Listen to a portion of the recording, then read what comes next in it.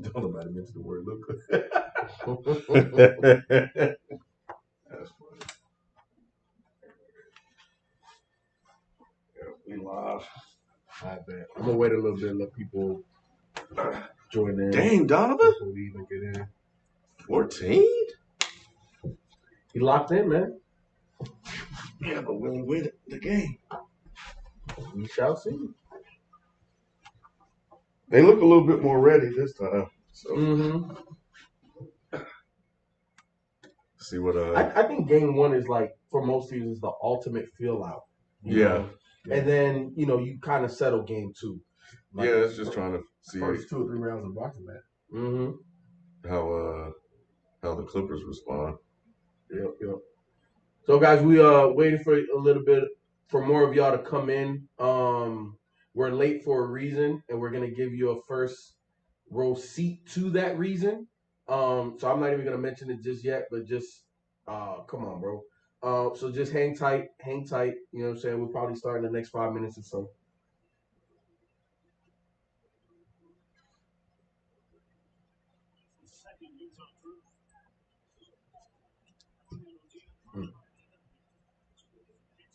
See, Kawhi's too much of a decision maker on the squad with the ball. I don't like that. Oh, that's Boogie. Yeah, Boogie still got that game. I thought it was Marcus Morris, and I was gonna say Marcus Morris is gonna get a little too ahead of himself. Oh, he wanted that the whole time. Yeah, he had a good, strong third quarter to help them come back and win that first game. He's too much of a decision maker. That is not his game. That's good defense, but that was a strong move. As long as Gobert in there, it's hard for them to go in there, man. Oh yeah, you take him. Well, back him down. It's probably not this game. That's the matchup you want right there. That's where you want to go. You want to pull up? Nah, you take him. Give it back. You didn't even have to foul him. Pat Bev got benched. He was hurt by that shit.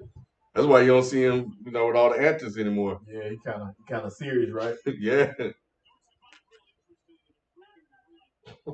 He's still talking shit though. He's still gonna be Pat Bev.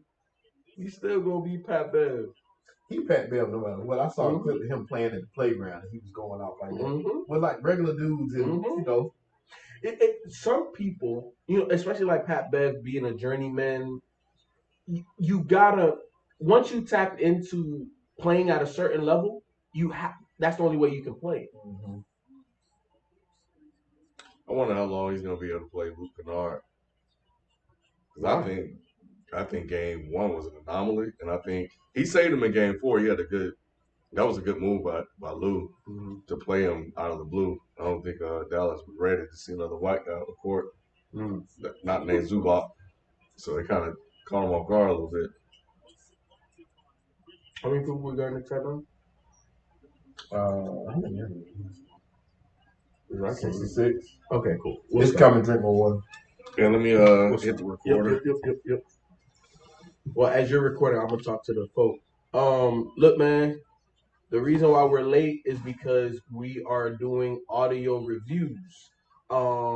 Shelton is part of them. We did a R&B batch. So be on the lookout. These should be dropping toward the end of this month. We're doing 4 R&B joints in a row. And this is the 4th one. So it kind of just hit me. I was like, damn, we should have just been live and, not talk about the game, just do the reviews and watch. Let the sports people see a little bit of the music shit that we do. You know what I'm saying? But we're gonna give you a front row seat to the last one. So just stay tuned. Once we're done with that, we're gonna get right back into sports. So we ain't missing nothing. But again, we appreciate you guys jumping into the chat and everything. Can we go with the audio and stuff? Yeah, we're recording. All right, bet. Yeah, we good. Everybody good? Yes, sir. All right, bet. Dead in Hip Hop audio review. The Weeknd, My Dear Melancholy. We have already reviewed this one time already. Me and Mike. Every time there's a new Weeknd. Oh, y'all did this one? I want to say we did this one. If my memory serves correctly, but my memory is shot, so I don't know. I really do not remember. I think we did. But if we did it, Oh well. And if we did, cool. You get another review in a different format. Joining us today is a special guest. He's been on the previous 3 audio reviews, so you should know who he is. Shelton J, what's happening? What's happening? What it do? Look, I'm gonna do the Shelton bio because he trying to be a little bit modest. This man has written for the biggest K-pop star in Korea. She goes by the name of Ailey. Her last project, I want to say you had 2 placements on that, right? We did 2, but one came out. They one place. Okay. But yeah, it was arguably one of her biggest songs, though. Yes, it was. Yeah. So only ballad on there. Yeah. That's what's up. So if you don't know who Ailey is, go over there. You know what I'm saying? YouTube her, Google her. What was the name of that track? As loud as I can get. Precious because of who you are. It's song 7 on the Butterfly project. There you go. And she went platinum, didn't she? I think she did. No, she did not. And the reason being is the label. She left the label, so the label blocked her promotion. So it was more like a. I got you. They was hating. Yeah, they were. It was dope because her fans jumped up. Of course. And you know, when you got a backing like that, you know, like if anybody ever talk any type of shit about Dead and Hip Hop, I already know everybody gonna defend us. So it is what it is. You know, when you got a fan base like that supports everything that you do. Yeah, I just want to say something real quick. The audio is coming through the laptop. I don't have it routed through Streamlabs, so we're recording into the device. Therefore, I wasn't able to patch it through the computer as well. But I needed the audio. I need the clean audio. So you guys are gonna hear us, and then once we're done with this, then I'll be able to hook up the rest of the mic so you guys will be able to hear us a little bit more clearly. But for right now, you're just gonna kind of hear us going through the computer. Through the computer, so I moved it a little bit closer, so you guys hopefully be able to hear a little bit better. Yeah. So again, you know, like this is just a front row seat. Y'all getting some exclusive stuff, so it wasn't designed for this. But I wanted y'all to first and foremost understand why we were a little bit late, and then also, you know, just giving y'all front row seat to what we do, what pays the bills, man. Yes, sir. But the Weeknd, my dear Melancholy, do I really need to give y'all motherfuckers a bio on the Weeknd? He from Canada. You welcome. Yes. That's all you need. Like this is one of the biggest hip R&B acts in the world. And when this came out, I will not lie. I remember exactly where I was.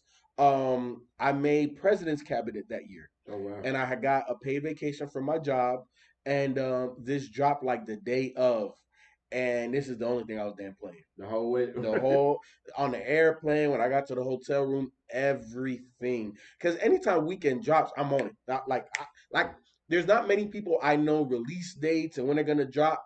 Weeknd is on that short list for me. One of my favorite artists, like all time. You know, I feel like he's like a modern Michael Jackson. You know what I'm saying?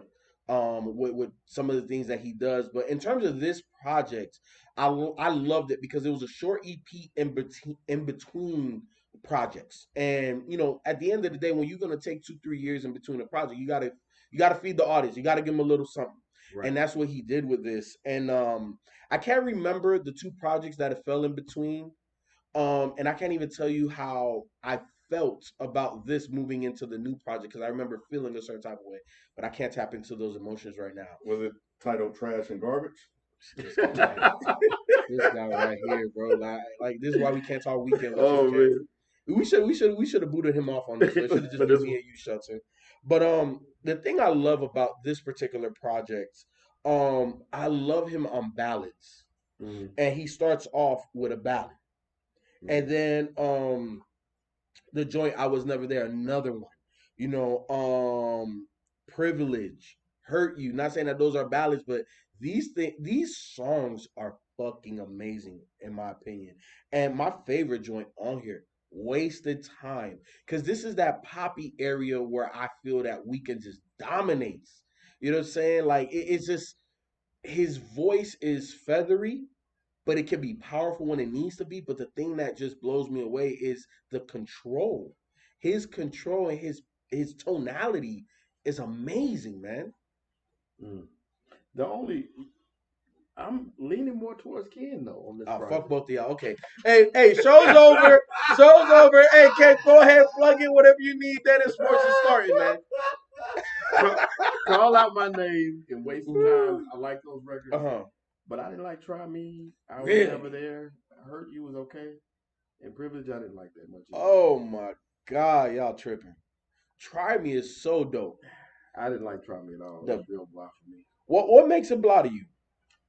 I don't know. I just had a hard time getting into it. See, I to me it's hard for me to understand because it's like how he starts off with just like what do you call that? Like, cause you're not saying nothing. Is that like mumbling? Like what? Like what do you? What's the like technical he's term? riffing. Yeah, kind of. Yeah. And then when he starts, he's so man. I don't know, man. Y'all tripping. Y'all tripping. Mike, where you at? C-Town, where you at?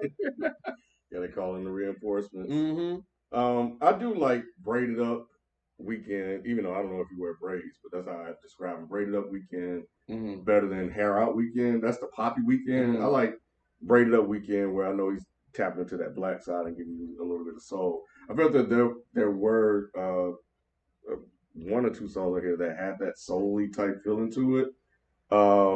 But yeah, when he does this poppy shit, like it just never works for me. Call Out My Name was a. So which one was poppy? Waste of Time is the most poppy thing on here. Well, yeah. So you don't like Wasting Time? Not really. I was taking a walk actually when I was listening to this. It was the slowest walk I ever had. Oh wow. Yeah. This was a typical weekend project to me. It was. You know, and the opening song reminded me of Earned It. So I like the song Earned It. So that's why I like the opening song. Earned It's one of my favorite one of his songs. That and I Feel It Coming. Other than that, I was never there with. I did like that one. I did like the way he closed that track. Mm-hmm. I don't know who Jessa Felstein is. Stein. I don't know who that is. And then there was something he did on Call Out My Name. Is that the one where he kind of did that electronic thing in his voice? Towards the end? What's it called? Yeah, probably like. Yeah, he did. He put some effect on his voice. Yeah, he does that hallway effect. That I know what you're talking about. And he does that a good little bit. It's a signature weekend sound. It is. Oh, yeah, like Hurt You was cool, but it was the hook. The hook didn't do it for me. The chorus, I was like, nah. Privilege is so okay. No. So while I will agree that the hook on Hurt You isn't it isn't the best hook, but how he sings it is amazing. That pitch that he's at, that's hot, that's up there, Ken. That's standard for weekend though. Yeah. But it's not standard in general. So it's what makes him unique. But he's a high pitched falsetto type singer. That's easy money. Stylistics kill that shit. Give me that, and that's what he does. So it's kind of like Give me Eddie Kendricks kill that shit. Eddie Kendricks will do that shit way better than he did. Mike C-Town. Man, I'm not doing weekend with nobody else except for Mike C-Town. Y'all motherfuckers, y'all. That's easy. That breathery type of damn falsetto. Like you don't have to do much of that. Whatever, Ken. Just kind of whatever. Whistle. I like the damn project. I thought it was. It's not bad. It's not bad. But I could definitely tell he was just I guess in between work. Like you said he did this in between albums. Mm-hmm. Yeah. You kind of get that feel. And the title is perfect. My Dear Melancholy. It's real sad. It's kind of like it is. Yeah. Because you know what? It's okay. So now that y'all talking, it's starting to come back a little bit to me. So this was in between when Weeknd was dating the Victoria's Secret model. What's her name? I can't remember her name. Y'all know me and names. I don't remember names like that. But he was dating her.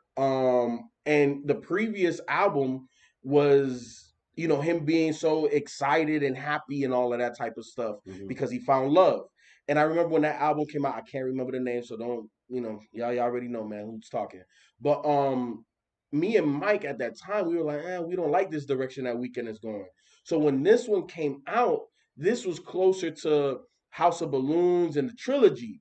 So It I was like, was. yes, Mhm. come back. Come back, fuck these bitches. Like, yeah, go Yeah. enjoy your privileged life. You know what I'm saying? We over here fucking hoes now. Right. We back to that shit. So I felt like that was the transition of this project was getting rid of her. Uh, something Habib. Bella Hadid. That's her name. She Mhm. bad as hell, boy. Ooh, shit, boy. But anyway, so it was him getting over her and getting back to his ways. So Right. that's why I really like this project in terms of the content that was on it. Privileged Life. I know you say you didn't like it from a stylistic musical perspective, Mhm. but I like it in the story of Weekend. You know what I'm saying? So like when you're invested and you're a Weekend fan, to the core like I am, then it's the content is so much more than just what it sounds like.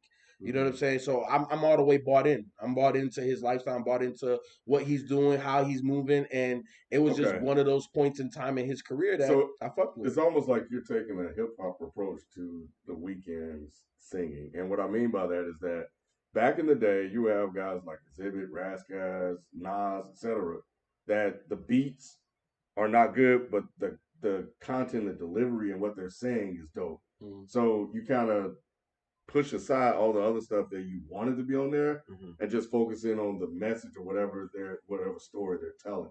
And it sounds like you're tapped into this story, the story of the song, the lyrics of the Right. song, and less into like the chorus, how he's singing, how he's structuring some of these Yeah, the lines. composure. But I think when it comes, the composure. So when it comes to R&B, you kind of need So so all of so that so to you're go together. halfway right. You're halfway right. Where I am taking it from a hip hop approach where I'm bought into the artist. The content is very important. It's not just how it Mhm. sounds. But where I disagree is that I am taking into account the song structure and everything and the music of it, and I enjoy the music of it. Okay. So that's where we don't, what I'm saying. That's where the rift comes between us. You know what I'm saying? Where y'all don't like the musical aspect of it, where I His do. delivery could be better. The way he sings some of these Okay, songs could be better. that's Mhm. cool. To each their own. Yeah. To each their I'm own. gonna go back and listen to it one more time, people. I tried it twice. I'm gonna try it one more time. Nah, it ain't gonna change for you. Mm. It ain't gonna change. But I want to say, hold on. I think this came right before Starboy, if I'm not Woo, Starboy mistaken. was trash. Mm-hmm. Yeah. So Melancholy came out in 2018. Starboy came out in 2016. So that was that transition. Starboy was very poppy, very Mhm. like light and bright, and he had some songs on there that was hella dope. But it wasn't Weekend. It's like Yeah. I like the dark, gloomy. Like I'm about to fuck 6 bitches, Yeah. and we about to go do some coke and crazy shit. Like that. That's the Weekend I like. Right. And Starboy took him away from that, and this brought him a little bit back Mhm. because the thing I love about Weekend, I feel like he's like he be trying to fuck out of women. Like just think about like look at the name of the track. I was never there. Mhm. All of this shit that I was in a relationship with you, telling you all of these sweet nothings, and then after it's over, I make a song called about I was never there. So I've been checked out. Call out my name. That's another ego bravado thing, bitch. Like I don't give a fuck who you with. Call out Mhm. my name. I know I'm the best motherfucker you done ever had. Yeah. Like he's just I don't know. Like that's the aspect of Weekend that I feel that not everybody always gets. And some people get it, some people don't. I feel like I get it, and that's the thing. I like that's why I be calling Weekend gangster. Like if you really listen to what he be saying, how he be treating women, whole nother level. Mhm. He's a player. He's a pimp. You know what I'm saying? He's all that. Right. So that's why I fuck with Weekend. So fuck y'all if y'all don't fuck I with him. don't think Call Out My Name was about him asking her to call out his name when she's with some other dude. It was like call out my name when you need me to come back because I fucked up. You go into the goddamn lyrics. He says, I helped you out of a broken place. Yeah. You gave me comfort. Right? So basically he was saying, like, call out my name because I'm that guy. Like we met each other when we needed each other. Mhm. Call out my name. I'm that nigga. I No, put you on top. no, he said, I followed you was a mistake. Claim you so proud of opening when times are rough and times are rough. Make sure I help you post. So call out my name. I want you to stay. I want you to stay even though you don't want me. What are you reading? Yeah. Okay, whatever. Girl. Whatever. Girl, I'm why about to can't edit you that make shit girl out. fall out of love? Right. Whatever, man. I fuck with Weekend. Y'all don't fuck with Weekend. It is what it is. It's just this one. This particular one, it's yeah. poppy. Yeah. I don't like coked up Weekend. I like 40-ounce Weekend. Yeah. So which project? I like Black Weekend. I don't like this. It is what it is. It is what it is. I like this project. Yeah. It's too short. We're not gonna give our favorites. Shit, the motherfucking review might be longer than the goddamn project. Yeah. But it is what it is. Look, again, guys, project's too short, so we're not gonna give you our favorites. But what are some of your favorites? Hit us up on Twitter. If you have recommendations, hit us up on Twitter and IG. If you're a Patreon, that'll get you in there. We make posts to ask for your recommendations. Like I always say, influence the influencers. Become a patron today. Again, thank you for supporting us. Continue to help us to grow organically with the DE365 journey. Continue to support us monetarily through Cash App and PayPal. I promise you tomorrow there will be another one. We out. Peace. Peace. All right, y'all. I'm about to hook it up.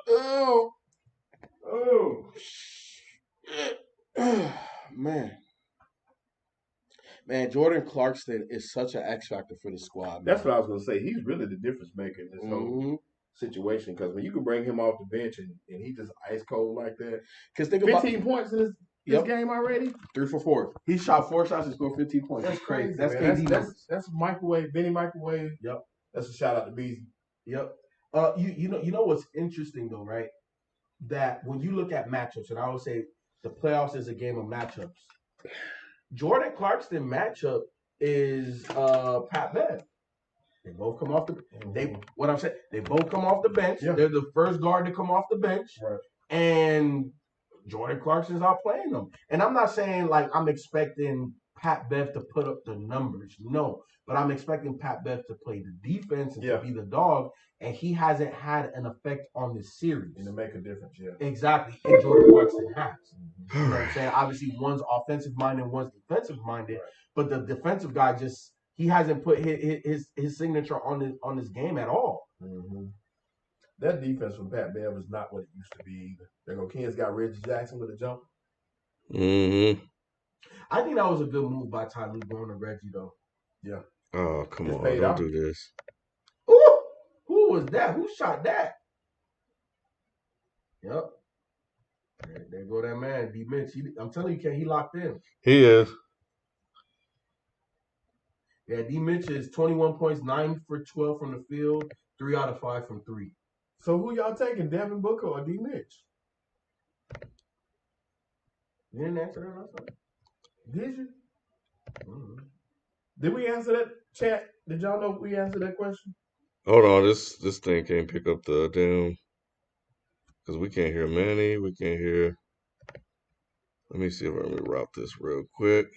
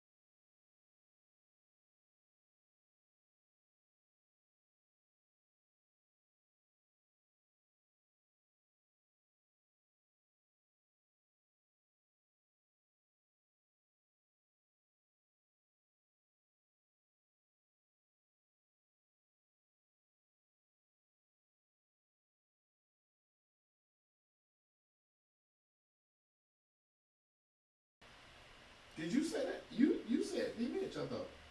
All right, there we go. I don't remember what I said then, but I'll take Book. I don't know. I think they can hear you now. Book got can you hear me now? Book got a little bit more size. Now Manny can't hear us though. In terms of height, not like Mitch is wider. I just think that D. Mitch is more ice cold, and he's done it more times than not, like on his own. Well, he's had more opportunities and he's had a better team around him to get to the playoffs. This is the first time Booker really has a squad that can make the playoffs. Manny. So you know, it's a little unfair to be. Oh well, D. Mitch has done it. Hold on, I might have to restart. He has a better squad, and he was drafted. Well, Say no, something, he was Manny. drafted after Book. But Manny, he say has a better something. Squad. He has a Yo. Okay, I got you on audio. Until just last year when Monty going to Phoenix. So right now, Game 7, if you had to choose between Okay, the two, I think we good to now. go to war, and you know they're gonna lead that squad, who you picking? you can't go wrong. It don't matter. You know what I'm saying? It's like picking Dame or Kyrie. Like it don't matter. Like All right. it's not a wrong choice. I hear. Can y'all hear us in the chat? Yeah, They said they can. Yeah, they good. I see just what y'all. I see y'all saying D Book, and I get it. I get that he's a bigger guy. I get that. I get what you're saying too, Darryl Brown. He's a better shooter.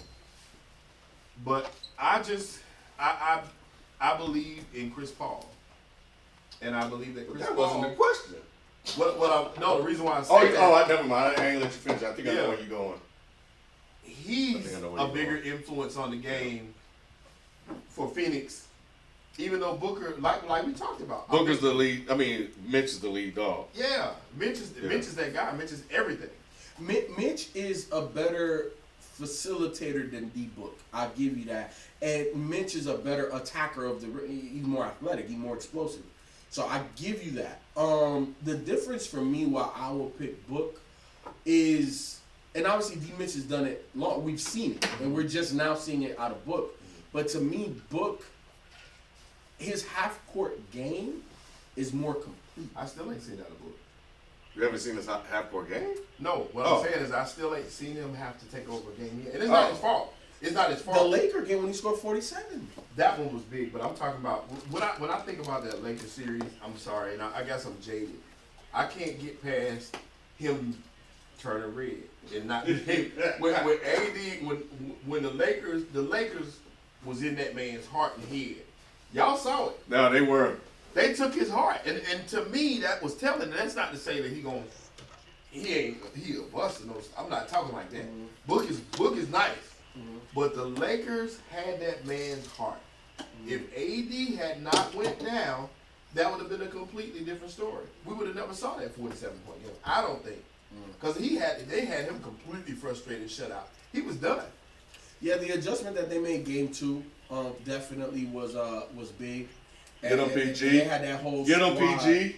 Whatever. That's the only one you're gonna make. They had that whole squad He frustrated. ready now. He But- tired of y'all. I don't know. The reason why I have to disagree with you is because we've seen Book have amazing performances throughout the regular season. Right? He just never had the opportunity to do it in the playoffs. And now that he has the opportunity, he's doing it. So I don't understand what more to expect from him. You know, we just haven't seen it. You don't have a frame of reference. Everything is for the first time. So that's why now, like I said, I really would love to see Utah Phoenix in the next round, and kind of like how we saw Jamal Murray have to do with D Mitch. I want to see Booker do that. Yeah. If he could do what Jamal Murray did, And all I'm saying is you don't have confidence in that.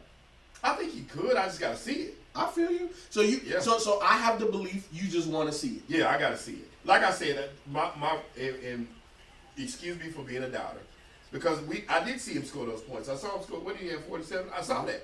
But like I said, I saw a man that ran, not necessarily ran for the challenge. He could not step up to the challenge when AD was there. When AD went down, anybody's confidence would go up. That's real. Anybody's confidence would go up. And like I said, I was mad because y'all know I don't want the Lakers to win. I was mad at him because I was like, come on, man, play. Like, you ain't, now when Chris Paul's shoulders hurt and it's time for you to step up, you should have gave me 47 in that game. Not, turning red, about to cry, missing shots like somebody's kid brother. He was getting pumped.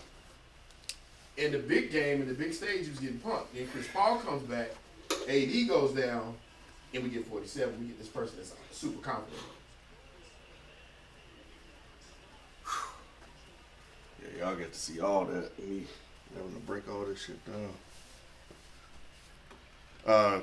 Yeah, we can sit anywhere now. My brother said I just like Jamal Murray, I do. I'm a huge Jamal Murray fan. I like Jamal, but I don't love Jamal. And the only reason is he is the epitome of a combo guard. Yeah. And combo guards, I can't love them because they only do everything really good. They don't do one thing great. You don't think he's a great scorer? I'll give you that. He's definitely a scorer of the basketball. He's a great shooter, really good playmaker. But I guess when I say that, what I'm really saying is the mentality of a combo guard to me, and this is coming from a pure point guard, is that like you're trying to do too much. The only reason I disagree with you on this case is because he's in a perfect situation to be that. Because he got a point center. Yeah, he got a point center. So you really I don't feel you. You don't need him to do nothing like. No, I feel no, 100%. And that's why fit is so important in basketball. Correct. You know what I'm saying? Because not everybody can be a Jamal Murray-like player and flourish the way Jamal Murray has. Correct. Because he has a point center where, you know, he could take 5-6 possessions and narrow in on getting buckets. Yeah. Because Joker's going to get everybody else involved. Right. And then he could take another 3 possessions and get everybody else involved. Yeah. You know, so by himself, I don't like him. Yeah. In Denver, it works perfect. Yeah. You know, I just much would rather have either a get buckets guy or a guy that's a point guard. I don't like the combination of the two. Yeah, the combo. And like I said, the only reason it works, if he gets you 7 assists a game, that's a win. Because you're getting 9 to 10 from Joker. So you really, if you put him on a team like, if you put Jamal Murray on a team like the Clippers, that wouldn't be ideal. No, not at all. Because Jamal's going to try to score, but he's not getting Kawhi and PG involved. It's 1,000,000%. So it wouldn't work as well at all. No. You know, I think another type of player that a combo guard could work with, point forward. You know what I'm saying? So somebody like a LeBron, Draymond, there's not many point forwards like that in the league that are elite. I would say back in the day, Blake Griffin, you know, when he used to have the ups and when stuff. When Blake was Blake. It's not really many point other positions like that. But to me, they make Zion into. Yep. Yeah, but Zion, they put him in pick and roll for him to get more of a clear path to attack the basket versus him being an active playmaker. You know what I'm saying? Like, I think you want Zion with a full head of steam going downhill versus being a Draymond or LeBron. You know, like poking, prodding, waiting for the double team to come. Like, I want Zion to go. Yeah. Get the ball, survey, one dribble, spin, go do something. You know. Who y'all think gonna win this game? I don't know if Mitch really tweaked his hamstring like that. Oh, he hurt on that play. Yeah, he did a snatchback move and he went a little wide and his foot slipped and he kind of grimaced. So I don't know how he's gonna play now. But I think if he's still focused as he has been, I'm taking Utah. Yeah. Yeah, I don't know how they gonna match up with that second unit. I don't know how. I mean, they. So you think Utah's second unit is just more? Utah's deeper. Utah's a better team. They are. You think so? Yeah. The only difference is that. So Utah from their best player to their second best player is a bigger drop off than the Clippers. Yes. But from the Clippers second to the third from versus Utah second to the third, Clippers fall off. Yeah, second to sixth is where you see the difference. Exactly. Yeah, exactly. Them 2 through 6 for Utah, they're all about the same player. Any night, any of them can get 20. Joe Ingles, Bogdanovich, Jordan Clarkson. Oh man. Ooh. Watch, the Clippers gonna get a lucky break and get to the conference finals. Mitch got hurt, but Bogdanovich getting hurt. I feel it. It's gonna happen. Only came down on his foot. Why would you even? Oh, he didn't. He didn't do it on purpose. No, he didn't. Nah, that wasn't on. That was on purpose. Nah, it wasn't.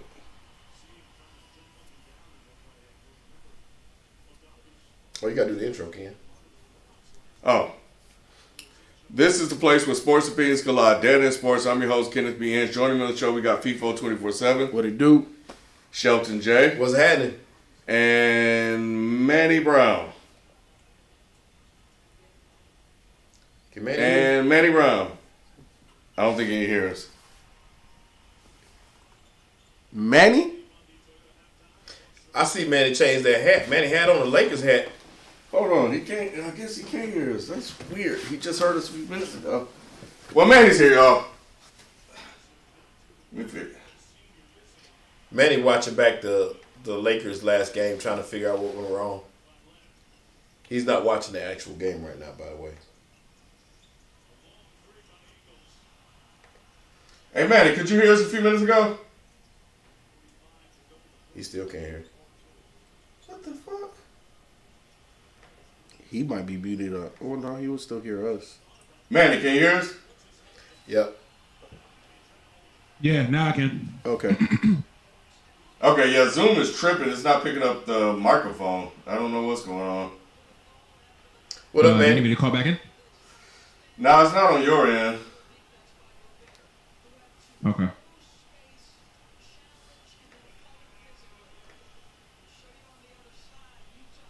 Mic check, mic check, mic check.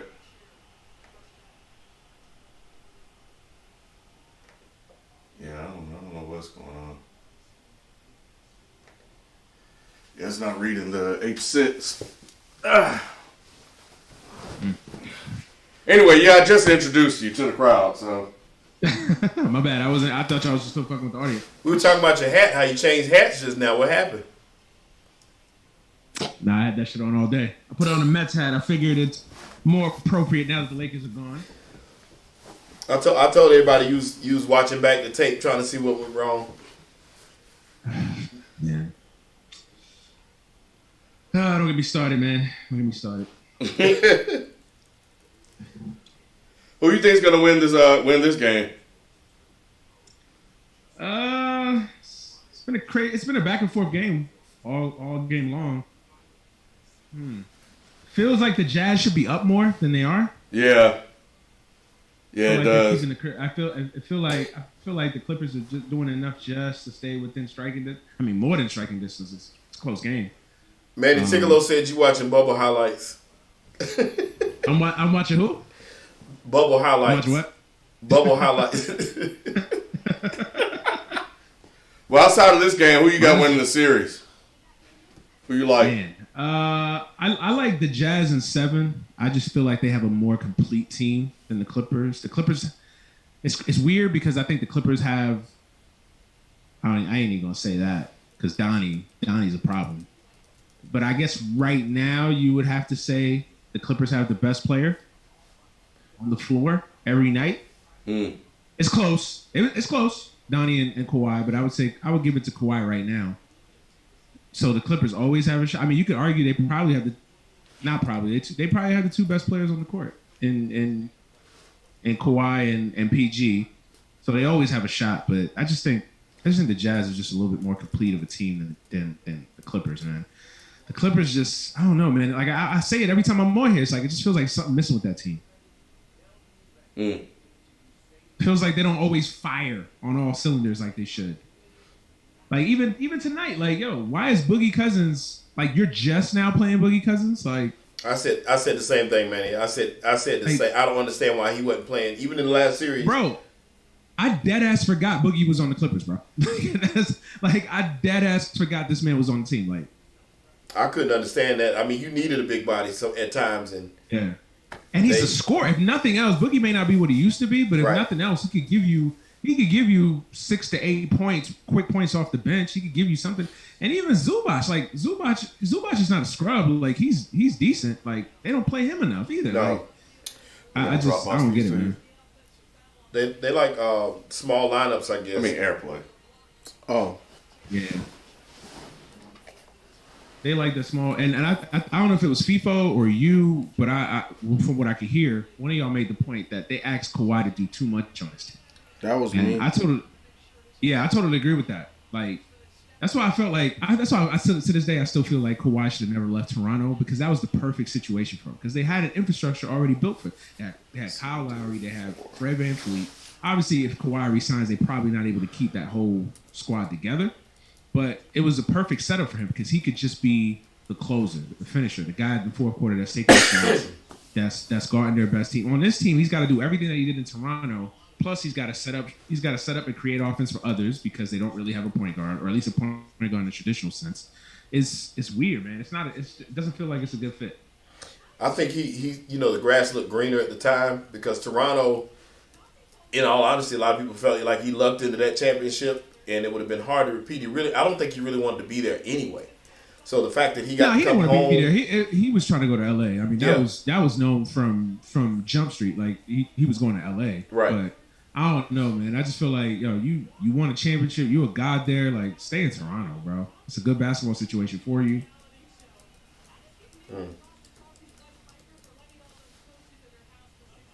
Who was that? Donovan Mitchell? Donovan Mitchell. Yeah, he I'm telling you, he locked in, man. Like I said, I asked that question. Hey, Manny, Donovan Mitchell or D Booker? Who would you take? Yeah, that's a going question on Twitter. Get that man. shit out of here. Right now, I would take Donnie, man.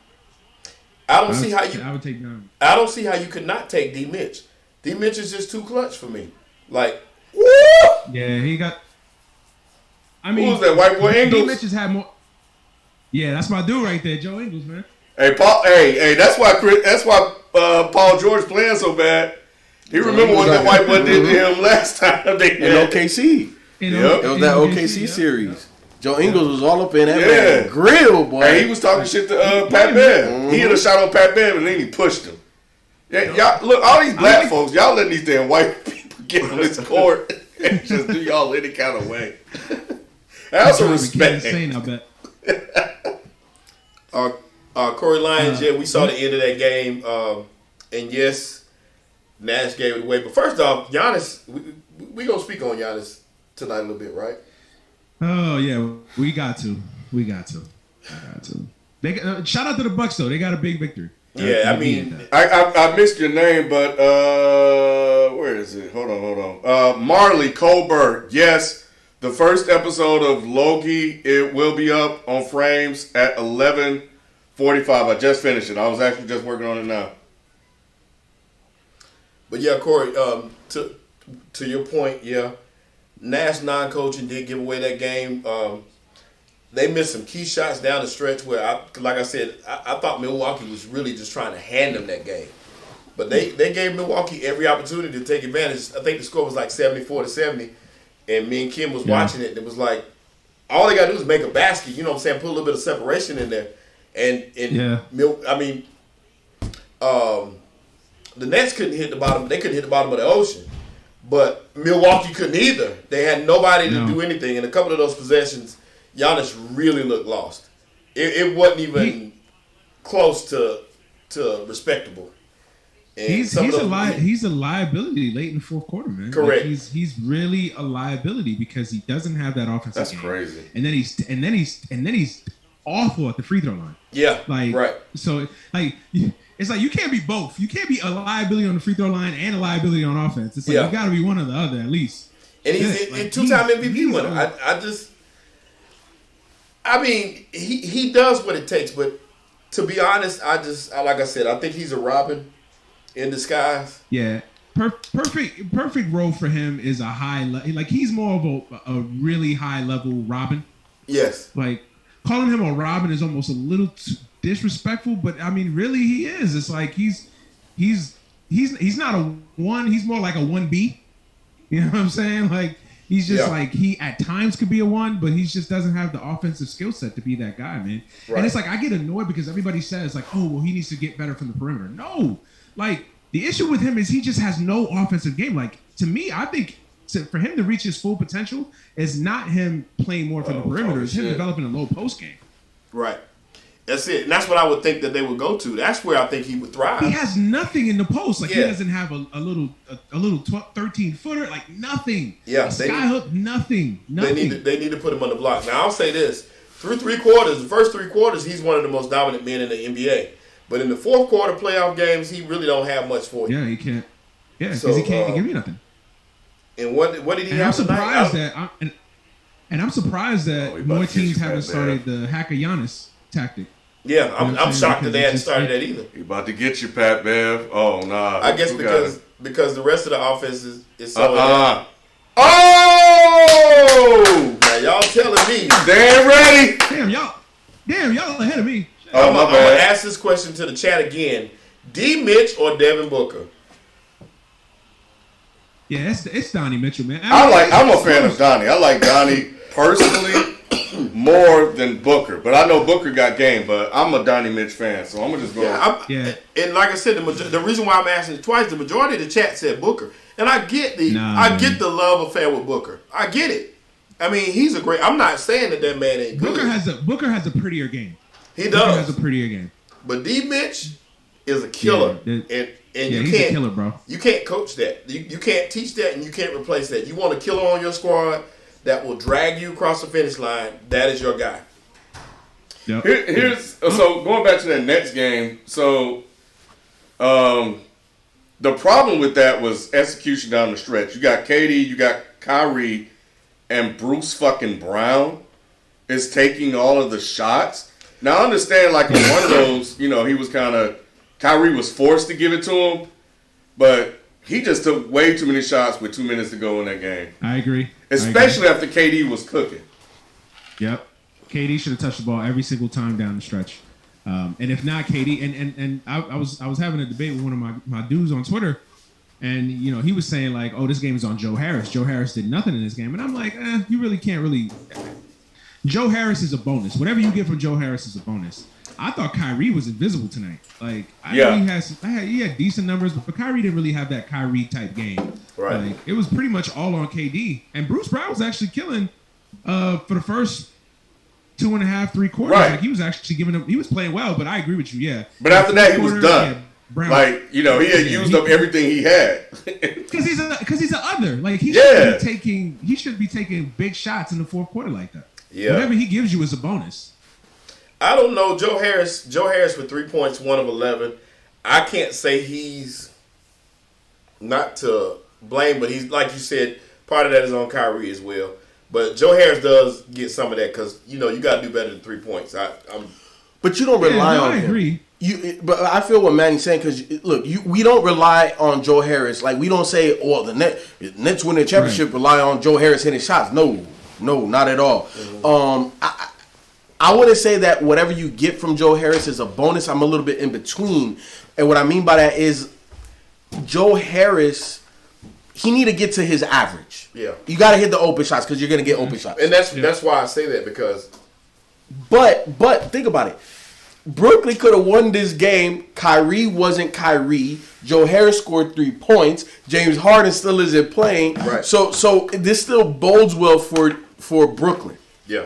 You know what I'm saying? And if I'm Milwaukee, them you know why they was celebrating so hard? Because it's the only game they gonna get. They know it. They may not say it, but they know it. Yeah. Come on, man. You lost by 50.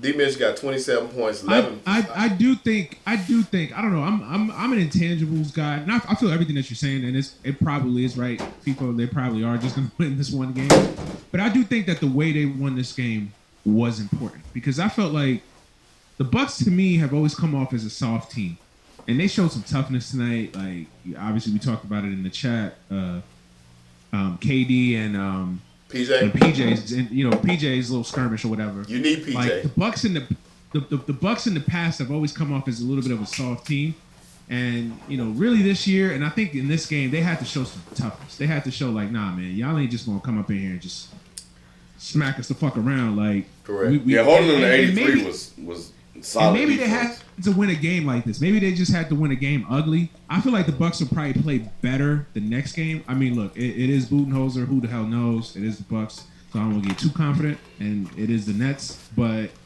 I don't know. I actually feel like this was an important game for them. Like, I actually feel like they could take something out of this game.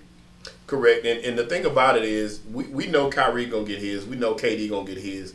Your job is to stop the others. Your job is to slow Joe Harris down because Joe Harris is your James Harden replacement. Not necessarily, he's not going to fill play that. Style.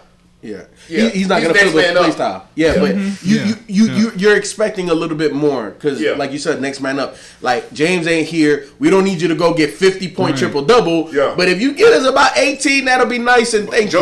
Joe Harris hit that wide-open shot that Kyrie or KD gave you down the stretch.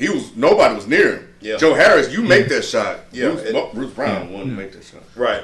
No, he didn't play well. I'm not trying to take the onus off of him. Like, he didn't play well, but I think Joe Harris not playing well kind of gets, to me, I guess, gets lost a little bit in the shuffle because of Kyrie just not being a typical Kyrie performance. Like, to me, if Kyrie plays if Kyrie just plays slightly better, the Nets win this game by 10.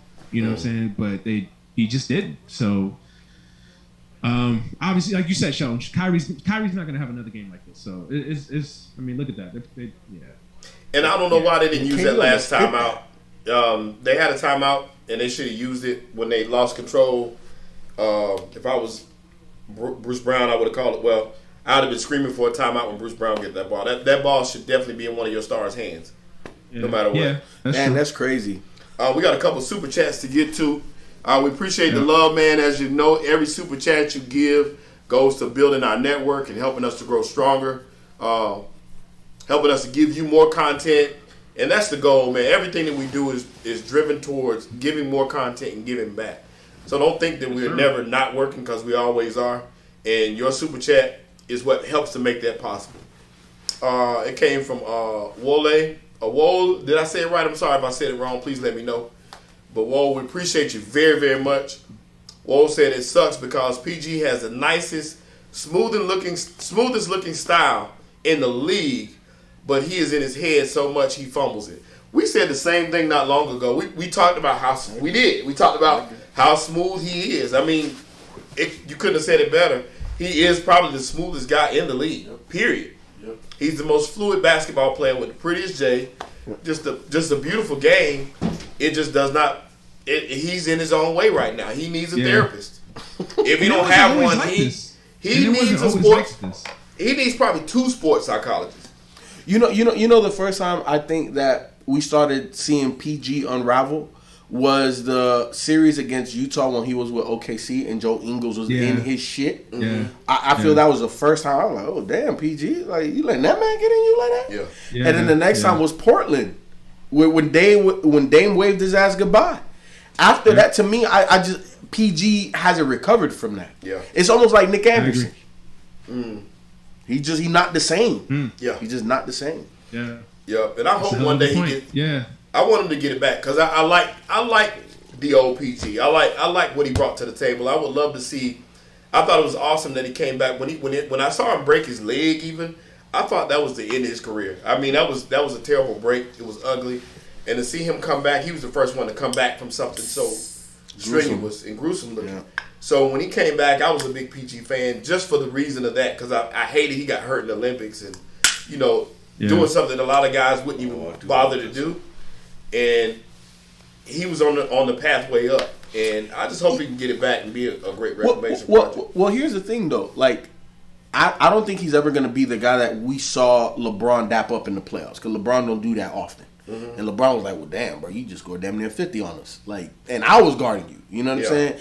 That doesn't happen. I don't think we're ever going to see that PG for a multitude of reasons. Obviously, first and foremost, physical. I think obviously he's back. He hasn't had any other major injury. Mm-hmm. But that the explosiveness that he once had, it isn't the same. Now, he's still explosive. He could get to the rim. He could yam on people. He could body people. But it's not the same. Right. So I think physically, obviously, he's different. I think mentally, he's different. And then I think because he hasn't had the success that you would have thought he would have had based off of the crazy upstart that he had, I think that just messes with him. And I don't know if we're ever going to see the best version of PG.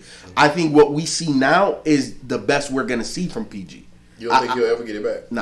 Nah. Because if you go back and watch that series, that Indiana series, PG played fearless. PG's like LeBron who? Yeah, You he know, was the second best player in that series. 100%. And that was a Heat team that had Dwayne Wade and Chris Bosh. And, Yep. you know, he was the second best player in that series. Easy. And at times outplaying LeBron on both ends of the floor. Yeah. Not just getting the buckets, but shutting D Wade down, getting key stops on Brown when you need to. Like PG was gonna be he reminded me almost like the he didn't obviously come in like Grant Hill, but once he started getting and understanding, oh, okay, this is my talent pool. Mm-hmm. These are my peers, and I could play at this level. Once he started playing like that, it reminded me of Grant Hill and kind of the demise. Yeah. It happened quick. Their bodies and their mentals couldn't necessarily adjust. But again, I think that PG, where he is now, he's in a good place, but he'll never tap into what he was or what he was supposed to be. Correct. And it's a little sad, but at the same time, let's be honest, he's a top 20, 25 player in the league. Yeah. So Easily. So- I've always said it. He's got superstar talent. It just never comes through. Well, I shouldn't say that. It comes through in the regular season. It's just in the postseason. That's why you made up some great points. Like, I just think it's more mental with him than even physical, because physically, like you said, he'll never be what he was, and also too, he was 23 back then, so it's a little hard to say now at close to 30. How old is PG? He's 30, right? Gotta be. Gotta be 30, because those postseason series were 2012, Like 10. 13. Yeah, way back then. That was So he gotta be he gotta be Mid-30s at least now, right? yeah. Anybody in the chat, how old is PG? But that was a long time ago, bro. I just think it's mental. You could just see it with him. It's just like the moment he just gets tight. He just starts. I don't know what to do. Should I drive? Should I shoot? I pass? Like, he just doesn't know what to do, and it just like he's in his own head, man. And that's the most frustrating part, because it's like when it's a mental thing, you just kind of want to like shake the shit out of him, like, yo, you got this, like you got the talent, bro, like. But just relax. But you know what, Manny? You said something too, and it alludes to what I was saying about Kawhi as well. Is that on this squad, both PG and Kawhi are asked to kind of play out of their comfort zone, and I think for personal growth and development and leadership, that is required, because at times you're going to have to play out of your comfort zone. You're going to have to make plays for guys. But I think that they asked both of those guys to just do it way too much. And I like the acquisition of Rondo, but Rondo ain't Rondo of Boston. And playoff Rondo looks like got left in the bubble. Yeah, he ain't played this game, I don't think, at all. So to me, it's where the Clippers are is very precarious, because I feel that you're good enough. You have enough talent to compete for a championship. I'm not going to say you're the favorites, but you can compete. But what assets can you give up to get what you really need? And then at what level, like what type of tier is that asset that you're going to get back in return? Because you're not going to get no Dame. You know what I'm saying? Like, even if you traded everything minus Kawhi and PG, if I'm Portland, am I really going to do that? No. Yeah. And they have nothing. They don't have. They don't have nothing. But see, the thing with the Clippers is that if the realization is that PG and Kawhi just don't work, and I don't think they work together. Like, to me, they don't complement each other enough. Like, why I've always had question marks about that fit is because they're two of the same player. Yep. Like, so they really the other doesn't really do anything that the other doesn't do. Yep. And they don't really do anything else that complements the other. Yep. So it's just redundant. Yep. And that's the worst thing that you could be on the court. It's just redundant, because it just feels like, well, it's my It's turn, clunky. my turn, your turn. It's funky. It's a weird fit. But the only way to remedy that is pure point guard, because now you don't have to work. You don't have to worry about that. Like, I got it. Like, you just gotta finish. When I get you the ball, it may be in isolation, but 9 times out of 10, when I get you the rock, it's to finish. It's for the layup. It's for the catch and shoot. It's for the catch, pump fake, one dribble, shoot. You know what I'm saying? Like, that's what point guards do, and they don't have that guy. And I think it takes PG and Kawhi too much out of their game. You got to get those two guys laser focused on dominate. Who's guarding you? Dominate. Get buckets. Don't worry about the guy in the corner. Don't worry about, oh, my guy didn't get 3 shots the last 4 possessions. No. Dominate. Let the point guard worry about that. And I agree with you, Manny. both Kawhi and PG are too redundant. And everything you said, ditto. I ditto everything. And the only way you can remedy that is with a pure point guard. But again, how many pure point guards at the level you need that point guard to be at can really... You don't have the assets to get that guy. Yeah. You don't. You can't draft him. Again, an asset, you don't have the draft capital to get it. You don't have the requisite talent to go ship off that talent to get one talent in return. I don't know. The Clippers are in a very weird situation, especially if Kawhi just bounces. Yeah. Kawhi just bounce, you're definitely up shit's creek. Yeah. Because how much did you give up to go get PG? Yeah. And so, hey. And that PG extension just looks worse and worse and worse, right? Because now you're really stuck. Because at least if Kawhi left, you could say, okay, we can at least part ways with PG and I'd say just blow it up. But now you're stuck with PG because I can't say that because it's the NBA. I don't believe anybody won't take anybody. Like we've seen worse players get traded before than PG, so someone will take PG off your hands. But again, it's poor roster construction, it's poor management. The Clippers it just feels like they're just a discombobulated organization, man. It just feels like they're just too many moving parts and just all of them just don't fit. Yeah, they're really in a bad state for real. I don't want to be too hyperbolic because I mean they can still win this game, they can still win this series, hell, they can still get to a final. So because they do have the talent, but I don't see it. There's just question marks and there's holes in that roster, you know, and you if you're gonna analyze basketball, you have to question those things, and then you have to question, well, how do you fill those holes? What is the future? Because I think, look, to give Jerry West props, he did a lot in a very short amount of time, you know, and my theory. You buy your championship or you draft your championship. Which one do you want? And they bought their championship. And when you buy it, it's much more difficult to fill the holes because you done pay 1, 2, or maybe 3 guys all the money. Yeah. So now you don't have the salary cap requirement to go get guys that fit what you need. And you've given up drafts. And then you're giving up draft picks to acquire the 2 guys that cost so much money. But then when you draft, it's going to take you 3 to 5 years before you even smell the playoffs.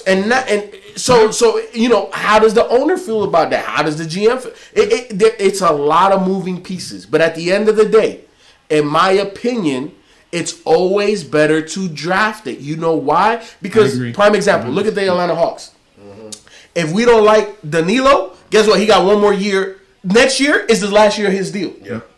So now he's a commodity because there's other teams like the Knicks, like Utah, like the Clippers that can. Hey, you know what? We can give up 2 second-round picks and go get Danilo. All right.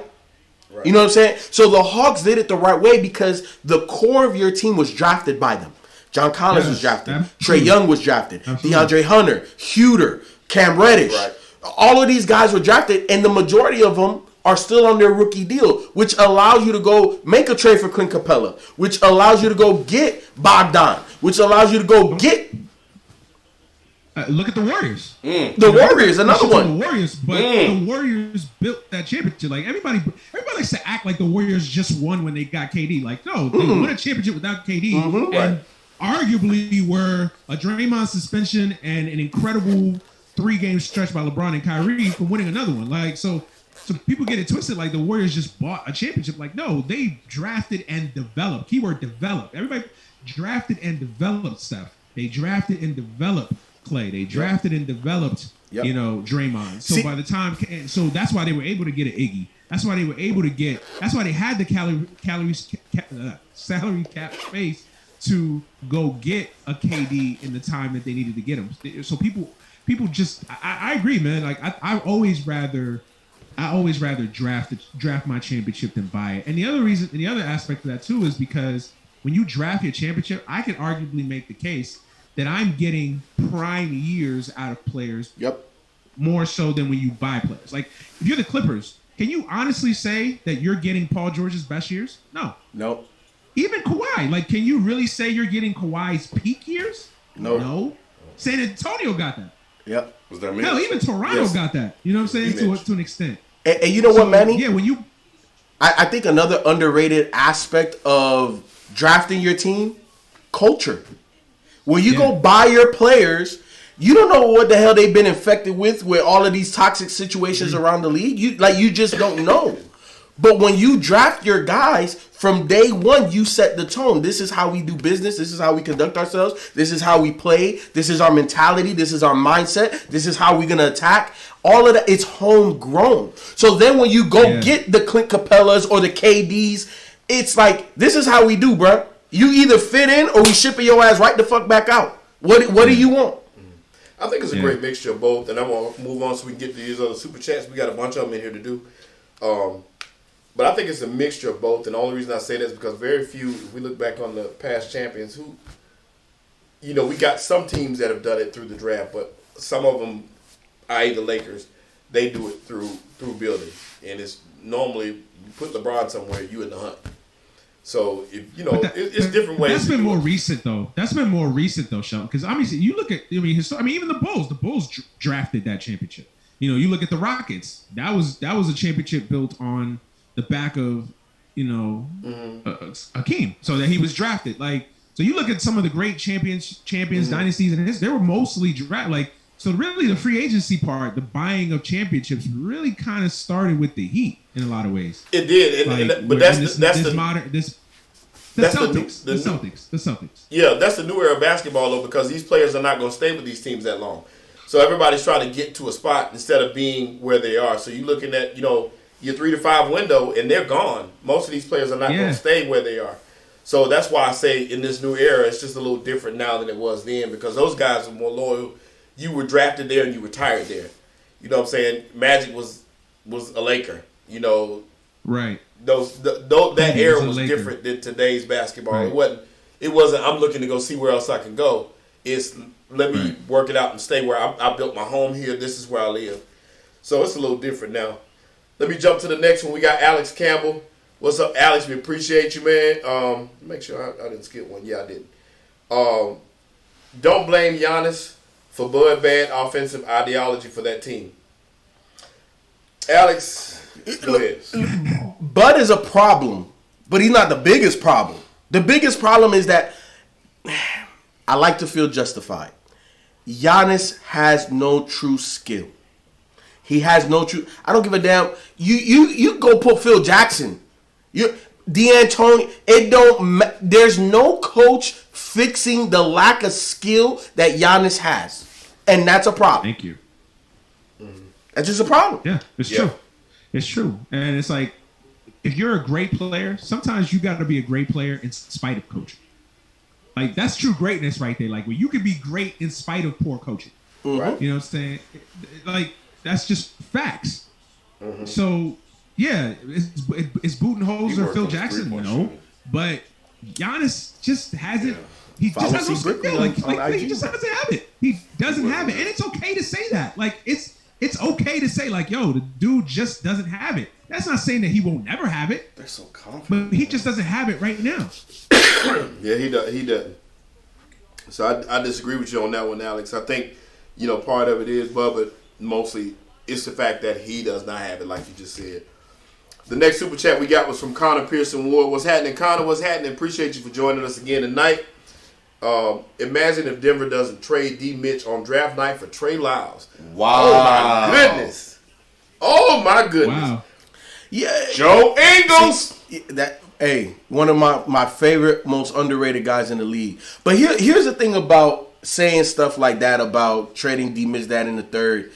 Okay, fine. What if they get D. Mitch? They might not have made the move for Joker. They might have had Nurkic. You know what I'm saying? And then everybody else, would they have gotten MPJ? What if they gotten Jamal Murray? Like, come on. Like, that's nice, but it's not like we're putting D. Mitch on this Denver squad. The Denver squad would have been completely different. So, come on. I don't get caught up in bashing teams and draft moves, well, unless it's just the Jets, because the Jets have been historically bad at drafting for the last 15 years, but that's another conversation for another day. Nah, man, the draft is a crapshoot, man. I say that shit in every goddamn sport, man. This shit is, you're guessing. Like, Colin Cowherd said something the other day Bullshit, man. That stuck with me. He's like, Man, it is bullshit. Colin Cowherd. You don't always. You're guess. not guessing. You're not guessing. You say that every show, and you're wrong every time you say that. Let me finish my point. Colin Cowherd said, Bill Belichick, right? All of us here would agree, top 2 or 3 NFL coach in history, right? He's been notoriously bad in the NFL draft. Like, does anybody doubt that Bill Belichick doesn't know football, can't evaluate talent? This shit is a crapshoot. And it's the same thing in every sport. Like, this shit is a crapshoot. It's totally not a crapshoot. It's totally not. Absolutely. You have evaluators. It's not a crapshoot. You have evaluators that predict, and some of them have a very high percentage of prediction as to where stuff is going to go and how it's going to fit. That's what they're paid to do, just like anything else. Just like when you're if you're hiring somebody to work at Burger King, in that interview, you look over their resume and you look over how they do in that interview, you should know, for the most part, your success rate should be pretty good. Now, is everybody competent? No. That's because some owners don't care that much for them to be competent. I don't feel like it's a fair analogy when you're talking about sports, man. It definitely is. It definitely is because it's the same thing. It's so many moving parts, bro. You could like all right, Trevor Lawrence, right? Is considered basically a generational quarterback. Correct. Trevor Lawrence can go to the first day of summer practice, basically training camp. First day, Trevor Lawrence can fucking bust his shoulder in 3 different places. Correct. He's never the same. But that's not part of it. But the media. But 10 years from that, people will say, "Oh wow, how come the Jags? They won't. Trevor Lawrence will never know." Yes, they will. That's different. Injuries are different. If you're talking about coming out talent wise and playing, you can't predict injuries. That's what you can't predict. But as far as skill and what somebody's going to be, the projection is going to be there. For the most part, you're right on. Injury part, you can't really predict. You couldn't have predicted that Paul George was going to break his ankle, but you could predict that this man is going to come in the league. He's going to get you 20. He's going to get you 15 to 25 points. He's going to do this or that. That part is pretty much skill, and that's what you pay those people to do. But even look at Markelle Fultz. But look at Markelle Fultz. Right? And I know you're going to move on, but just look at Markelle Fultz, right? Like going into that draft, consensus was Markelle Fultz. Listen, I had my question marks about Markelle Fultz, but I'm not an expert. Like, who the hell? I'm an expert. I get paid to do this. Oh, yeah. I get paid to do this. Right, you say that all the time. Okay. That's Manny that say that, ladies and gentlemen. I'm an expert. I knew Markelle Fultz was trash when he got drafted, and I don't understand what they were seeing unless they were looking towards the future, which never panned out. I saw he wasn't that. Well, not necessarily because I wasn't big on Markelle Fultz coming out the draft, and I'm on record. Y'all could go back and watch that. I was saying Lonzo Ball, but it was undeniable what he was doing in Washington. What he did in Washington, if he would have been able to expound on that in the NBA, that was nice. I don't like players. See, at the end of the day, as an evaluator of talent and an analyst and all of that, there's certain things that you like, principles that you have to stand pat on. Mm-hmm. And one of my principles are, I don't like somebody that just came out of nowhere. You was a nobody. You wasn't recruited, this, that, and the third, and you just a flash in the pan, boom, all of a sudden you averaging 20 points a game in college. How? Mm-hmm. Because to me, in my opinion, when I'm evaluating talent is great at every level. Right. When you watch Zion in high school, what he did to dudes is what he did to dudes in Duke, is what he's doing to dudes in the NBA. Right. Trae Young. What he did to do it in high school, he did it to him in Oklahoma. He doing it to him in Madison Square Garden. The greats do it at every level. Now they may not do it at the height of their level because that's the growth. Steph Curry did that shit in high school, did it at Davidson, did it in the NBA. Yep. And some of them, now some of the ones you mentioned, they were slam dunks. They're surefire. Anybody could pick them out. Of course, it's the fringe players. There's a lot of late bloomers, man. I got one for you too. It's the fringe players that make the difference, and that's what you pay scouts and evaluators, and that's what evaluators of talent do. I watched Donovan Mitchell play at Louisville. I watched him dunk on Carolina. I watched this guy and say, this guy's game is going to translate. Mm-hmm. He's not as tall as I would want him to be, but this guy got a game. If you go in the right situation, he's going to be awesome. Yep. So I wasn't surprised by Donovan Mitchell. Yep. You know what I'm saying? I saw Michael Porter Jr. don't count. The small amount of time he played, you saw what he could do. You saw that. You saw it in Booker. So somebody that was a late bloomer, right? And Ken, he questioned me. He kept questioning me, and I said, Ken, there's certain things that I look for, and he's off the charts on everything I look for. Joel Embiid. That man didn't start playing basketball until like 14, 15, 16. Yeah, his feet were incredible in college. And it wasn't even that. It obviously, footwork and all of that type of stuff is something I look at. But in terms of big men, right? Like, I'm giving y'all little access to the game, man. Little access to the analysis. Touch, hands. You're talking about behemoths of humans. These guys' hands are like this.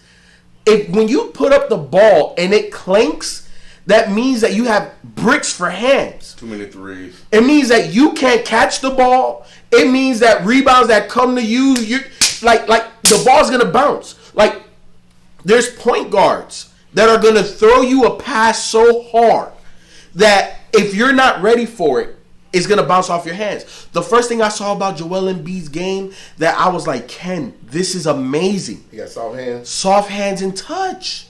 When he puts it on the rim, and then it goes in. Yeah. That at 7 feet, there's not many guys that look at Joker. When the ball goes up on the rim, right? It doesn't swish, but when the ball hits the rim first, when Joker does it, that is a key indicator of greatness for big men. Go ahead, go to the super chats. I ain't gonna give nobody nothing else. One of the few that came out of nowhere for me though was Russell Westbrook. He came out of nowhere. Now, he was very athletic in college, but to be averaging a triple-double, if you had told me that, because I watched him in UCLA too. Yeah. If you had told me that, I'd be like, he felt so raw out of Yeah. UCLA. So here, I think Russell Westbrook is an analytical baby, and the reason why I say that is, Sam Presti. Sam Presti, when he drafted Russell Westbrook, he said that his analytics are off the chart. Yeah. And coming into the NBA, everybody projected him a shooting guard. He was like, no, we're putting the ball in his hand. He's a point guard. So the numbers dictated that he was going to be off the chart.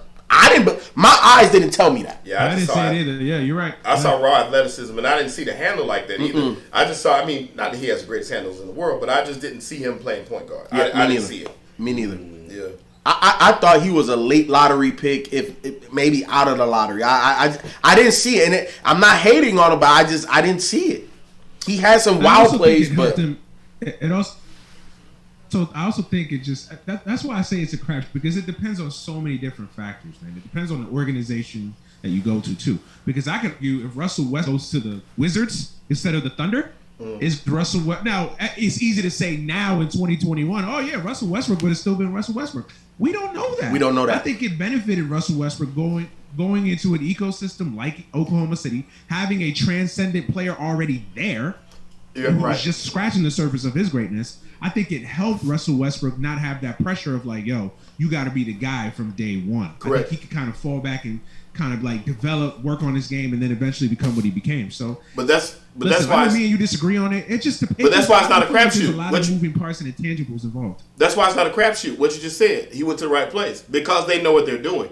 It's not a crapshoot. I would never call this a crapshoot. To say you're right all the time, there's nobody that's going to be 100% right. But you'll be right more than you're wrong. That's why you pay them the money to do it. That's why you pay analysts the money to analyze. You're supposed to predict this kind of stuff. That's your job. It's not a crapshoot. If it's a crapshoot, there's no point in having any of it. You just go out there and do it. Let's just guess and see who we're going to pick. They don't do that. You pay people to study and do the research and scout and know who has the talent to get where. That's what you pay them for. So, no, it's not a crapshoot to me. Now, whether they pan out, that's yet to be determined. But it's not a crapshoot. Even that is a crapshoot. But, hey, we'll agree to disagree. No, it's not a crap. How is it a crapshoot? It's not. A crapshoot means you're guessing. You can pull names out of hats. You're not pulling names out of hats. You've studied these people. You have scouting reports from A to Z. You know what this person did in middle school. You studied everything about this person.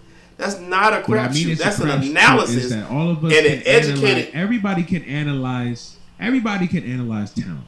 Of course, some people are better at analyzing talent than others. I get it. But all of us can look at talent and say, well, that guy can play. That's all I can shoot this quarter. That dude's got skills. But all the intangibles, the makeup. This guy has the makeup. This guy has the ability to get better. The intangibles that go into what makes a player be a great prospect to turning out to be a great player. That's what's a crapshoot. It's a crapshoot, man. So based on your assessment, let's fire all the scouting departments because we don't need them. We just gonna go with who I we didn't say think that. should be That's there. not what I'm saying. That's not what I'm saying. That That's not what I'm is, saying. if it's a not what I'm crapshoot, saying. why are you paying somebody so much money to go scout players? What's the point It's in not a paying them? crapshoot. It's a crapshoot because you could do all of the things right. You could check all the boxes. You could scout. You could fill out all the measurables. You could do everything right. And at the end of the day, a guy comes in and it just doesn't work for whatever the reason. Maybe, and it doesn't even have to be game. that's not- It could but just that be doesn't men, happen it could enough be for- makeup. It could be injury. Manny, the thing. Look, so I agree with a lot of what you're saying, but I disagree with the word to describe what you're saying. Crapshoot is the wrong word, but I agree because it's too hard to measure somebody's IQ, mentality, and heart. You can't measure that. And sometimes what you thought you saw when you see it in person and they're in the building every day, and it's like, damn, I didn't know you was like that. You know, and those are the things that are difficult, right, to measure and to quantify and even to understand how it's going to mesh with what you already have. Right. So, again, there's a lot of variables, right, with a lot of players, but there are a handful of players, there's no question. Yeah. Like Amani Bates. And I'm not arguing that. Hey, bring that man to the league right now. Yeah. Right now. Yeah, there's no. Of course, I'm not arguing that. I'm just. But how many guys in a particular year, a particular draft class, are those? No doubt about it. But what? It's I guess what I'm it's saying. Everybody else. I guess what I'm saying, as opposed to what you're saying, is you can take a person that you can take a whole scouting department whose job is to dig up stuff from your past and to figure out all these things and do all this assessments, do all these evals, and do all this work. And you can take a person off the street that comes in and just assesses. Because it's a crapshoot and because it's a guessing game, he can do all the research and be this knowledgeable person. And me, I can be a fan and I can pick just like him. It's not the same thing. That's a crapshoot. What I'm doing. That's more. All right. The phrasing of it. I can find a different phrasing for it. The point I'm saying is that this shit is not a science, bro. This shit is a gamble. It's definitely a science. It's not a science. It's definitely a science. I remember when the Jets drafted Vernon Golston. Who? I know everybody's saying who? Vernon Golston. I remember that. He's defensive end from Ohio State. He fit all the measurables, right? At the combine, he killed it. Weight room, killed it. Everything. Everybody said, "Oh yeah, Vernon Golston." The dude was a stiff. He couldn't play. Correct. He couldn't play. Checked all of the boxes. Mm-hmm. And now and people like you, people like Sheldon will say, "Oh, well, the Jets are incompetent." Yeah, the Jets are incompetent, but I'm sure they have a skillful draft department or scouts that they pay lots of money to, just like all of the 31 teams, and they got it wrong. Correct. They got it wrong. Correct. And it was nothing. And again, he fit all the he checked all the boxes. Correct. He all the measurables, everything that you love. They let Reggie What Jackson happened? He go just to couldn't 13? play. He just couldn't play. But it goes back to what I said. That can happen, but it doesn't happen In more the so sport? than not. It's not 50-50 But with you're- that. But It's you're not. acting If it's like every draft 50-50, class in every sport. But you're acting like every draft class in every sport is like an 80% success rate. correct. So you It there's a is. reason. It is. No, not 80%. That's too It's high. up there. It's Nah, up it's there. too high. Now whether they win, No, wait, hold on. but success means you're in the league and you're successful. Yeah, 80% of people can make it. So wait, hold on. Yeah. So wait, hold on. So there's 60 people drafted, right? Right? Right? 2 rounds minus 80%. So that's 40. 40% of the people, 40 out of the 60 are still in the league the next year, right? That's too many. That's You know- 48 you people know are not damn right- successful. You know damn well you're. What do you mean by successful? You mean still in the league? Well, I'm asking you. Yeah, As that's a what part I of mean. Success. Nah. That's what I mean. 48 people from the draft don't stay in the league. Now, if you're talking like back and forth between G League, that's successful to you? Or are we quantifying that as success? Yeah, success. I mean, Now, when to I say me- successful, So- that means you didn't miss. Nah, to by me, that much. to me, successful in terms of drafting somebody, they're on the active roster and a contributor. That's successful. Whether they're an all-star superstar, You ain't gonna get that. But it also is where you're That's drafted, unrealistic. because I would argue- but to me, because that's what of how the league success is, though. Success isn't for the majority. Success is for the minority. No, there's not that many spots. If that's the case, we need to cut the draft down to 1 round because that's the only way you're gonna get that kind of success.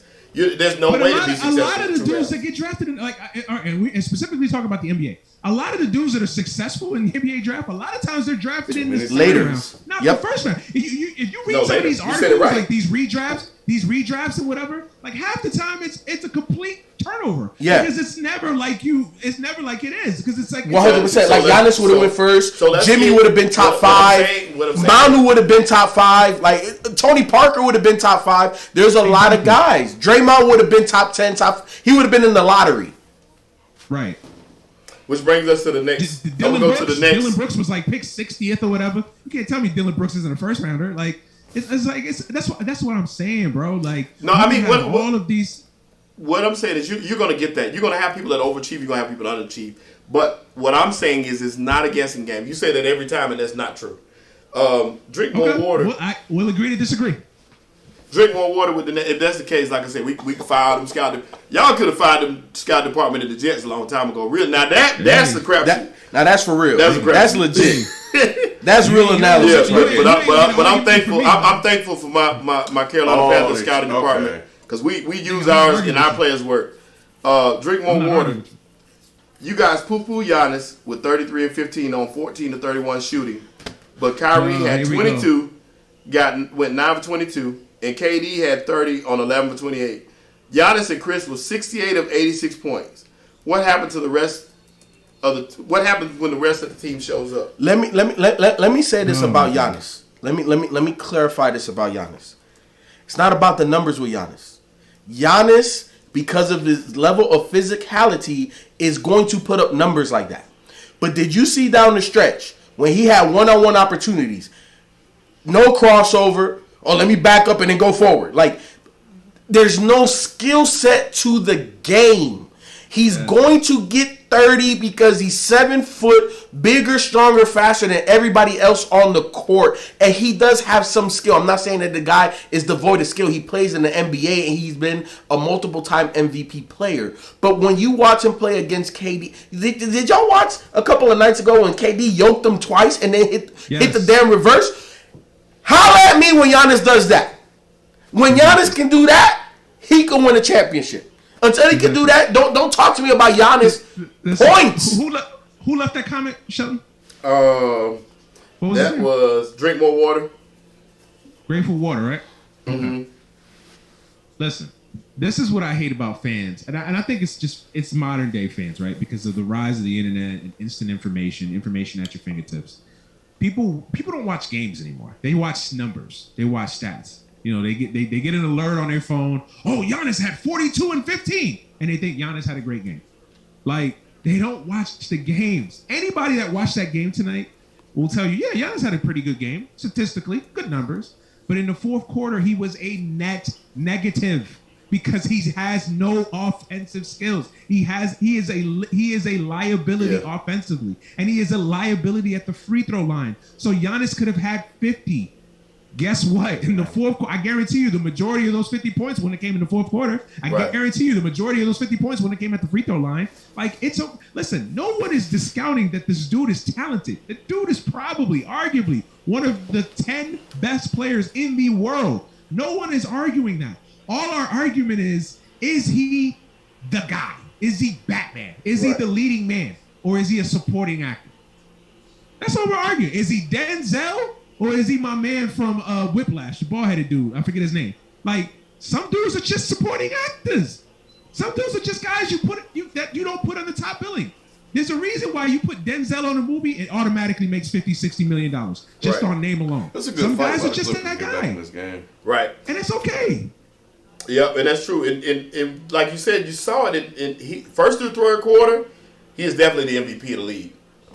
In that fourth quarter, when you need a bucket and you need it, I saw it on one possession in particular. I wish we could have broke it down. I would show you this possession. They gave him the ball at the top of the key, and he dribbled in, he dribbled back out, he dribbled back in and back out. Exactly. Yep. You saw it, and then he went right to the basket and turned the ball over. Was that the one is that the one that Blake Griffin blocked? Yes, that was the one. Yep. That play right there was a microcosm of his career. And that's what it is. Absolutely. Yeah, he has no go-to move. Absolutely. Nothing And at all. again, He's just it's more nothing- athletic. It's nothing. There's nothing wrong with that, man. All we're saying is some dudes are Chadwick Boseman, some dudes are Anthony Mackie. There's nothing wrong. There's nothing wrong with being Anthony Mackie. That's a Anthony good- Mackie's a good that's- actor. that's some a good dudes analogy. are Chadwick Boseman, some dudes are Anthony Mackie. Giannis is more of a Anthony Mackie right Yeah. now. That's it. That's a good analogy. The next super chat we have is from Adrian Wells. Adrian Wells said, "What's up, Adrian?" Adrian said, "What's good, family? How y'all doing tonight?" Hey, we doing good, man. Good. What's What's up, happening? What's Adrian? happening, Adrian? What's good? What's good? What's good? The next super chat comes from 313 JMO. What's happening, man? We appreciate you very, very much. Should the Clippers go all out for Lonzo Ball? No. Amazing true point guard, good shooter and defender. They tried to trade for it during the deadline. Yes. I would if I were them. If they want to make this. See, I'm at the point where I don't think Kawhi and PG work. But if they're sold and they're hell bent on keeping this duo together, then I would go all out and get Lonzo. Yes. I would. I agree with that. Yeah, and Why is he challenging this? and basically, what do they have to lose? I mean, Lonzo would improve this team. You can't tell me Lonzo is an improvement over Patrick Beverly. Correct. Yeah. And Reggie Oh, Jackson. the elbow. And yeah, Reggie Jackson and old Rondo. So yeah, so adding him would be addition, no matter what. Yep. And he can do Yes. the little things that these guys can't do. Plus, he's a good defender and he's long enough. Lonzo coming back home, bro. Lonzo coming to the Lakers, bro. Watch. Yeah, and that'd be the perfect spot for him. It really, really would. You said to the Lakers? Well, Yeah. I think there's a lot of interesting places for Lonzo. I think Chicago's my most interesting one. That's Him what and you just said. Levine with Vucevic. Yeah. Like, to me, that's very interesting. Obviously, you got to get more shooters on that roster Yeah. if you go get Lonzo. But to me, that backcourt pairing, that's scary in my opinion. Because Lonzo don't want to score and Zach want to get all the points. Yeah. So that's perfect. I think, let me see, where else makes a lot of sense? Manny, I'd be scared of him in LA again because I don't think he's ready for that pressure. I still don't think he's there.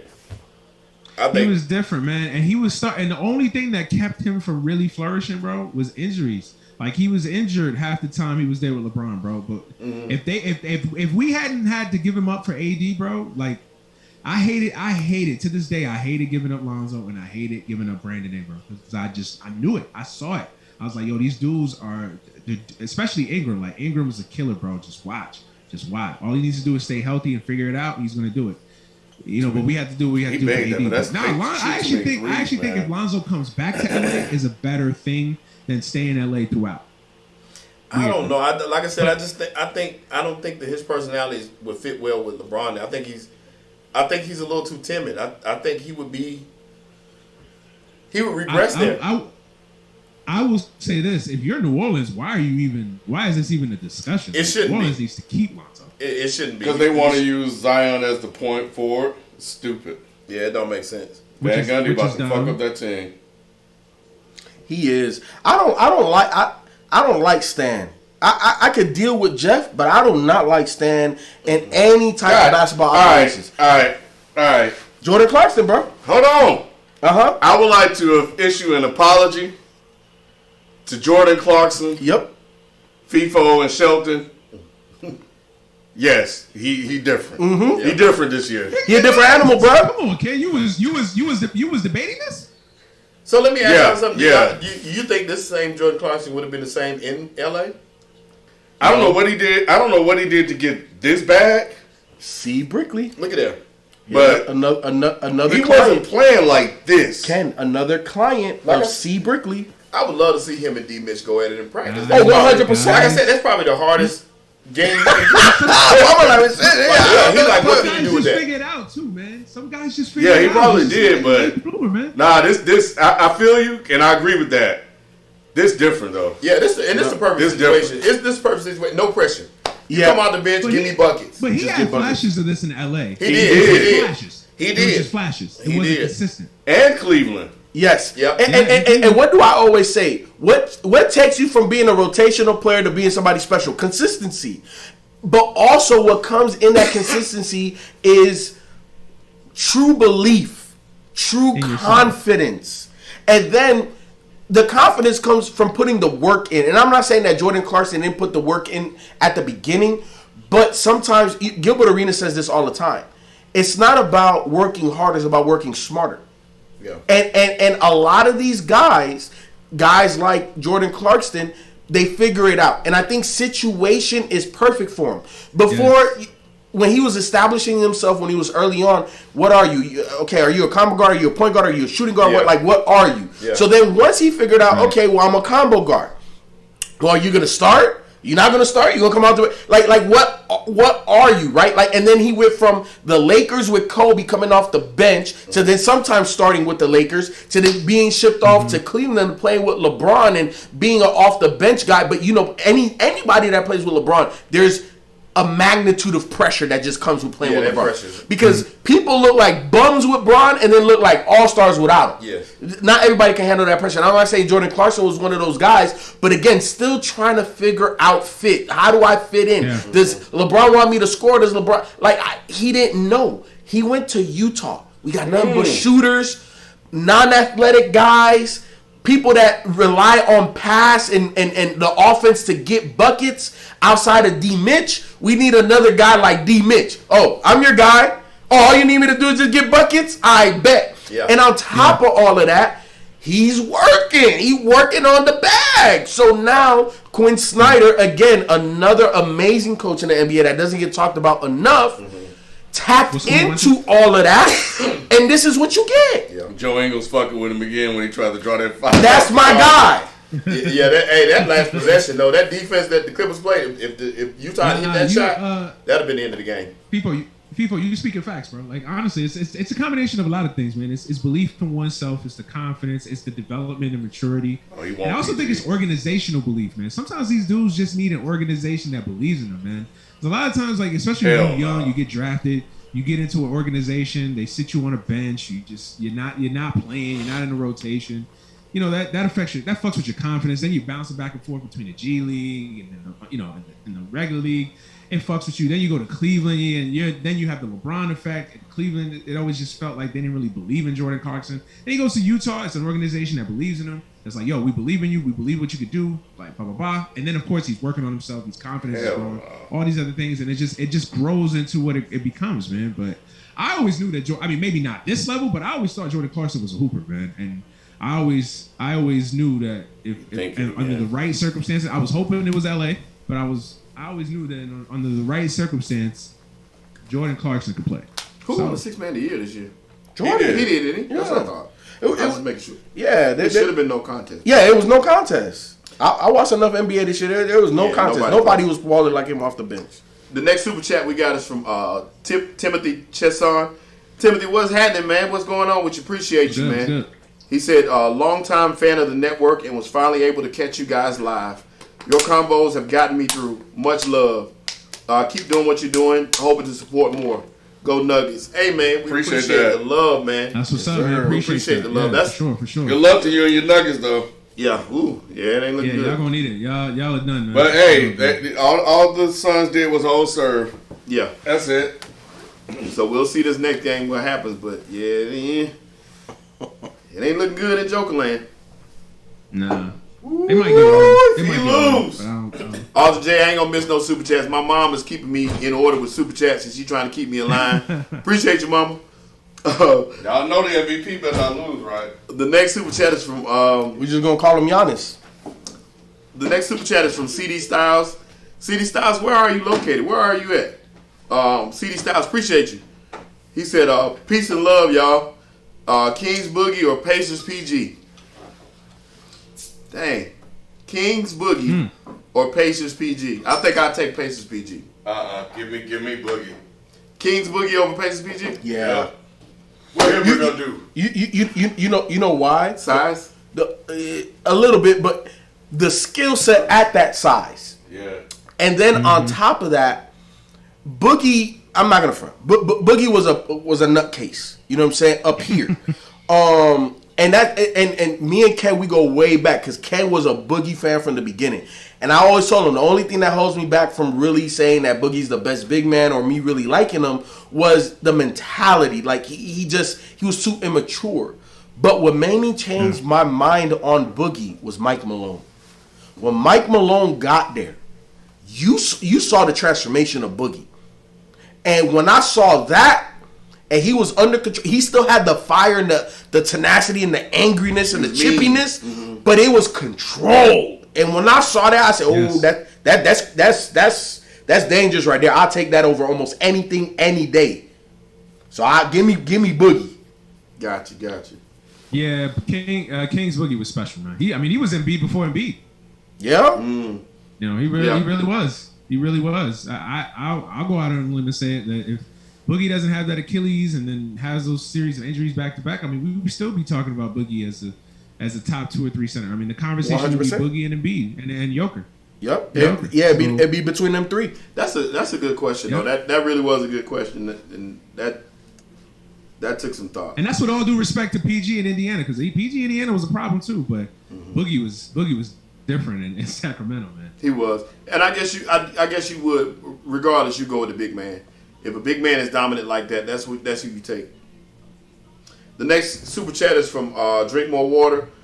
What's happening again? Drink More Water as always, man. Appreciate you for rocking with us. Watch last episode. I'm with you, FIFO, about Luka versus Dame.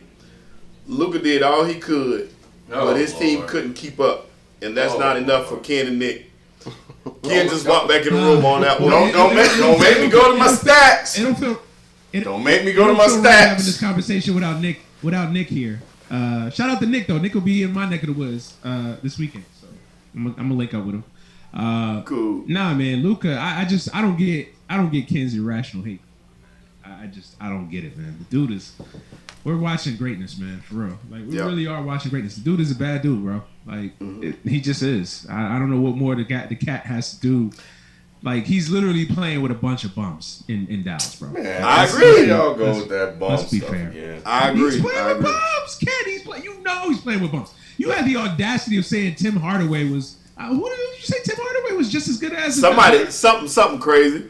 It was forgot. something crazy. I'm like, It was somebody I'm like, people threw come out on, there man. that.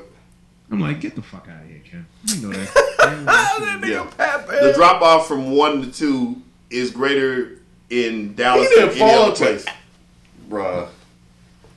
Then he grabbed the front of his mouth and he hit him on the side. You Why'd you grab the give front? Luka what Trey has in Atlanta. Luka's that team might make. He did hit him though. Yeah. Yep, that's true. The next super chat is from Timothy Chesson again. Hey Timothy, man, appreciate the love, man. Appreciate you so much. Appreciate all y'all, man. If we hadn't said it, Luka trash. we appreciate each and every one of you. Y'all like family now. We make this fun, and we appreciate you. 2 videos ago, we hit 10,000 views on YouTube. Man, I appreciate that. I was watching it every day. I ain't gonna lie. I was looking at it every day. Like, we almost there.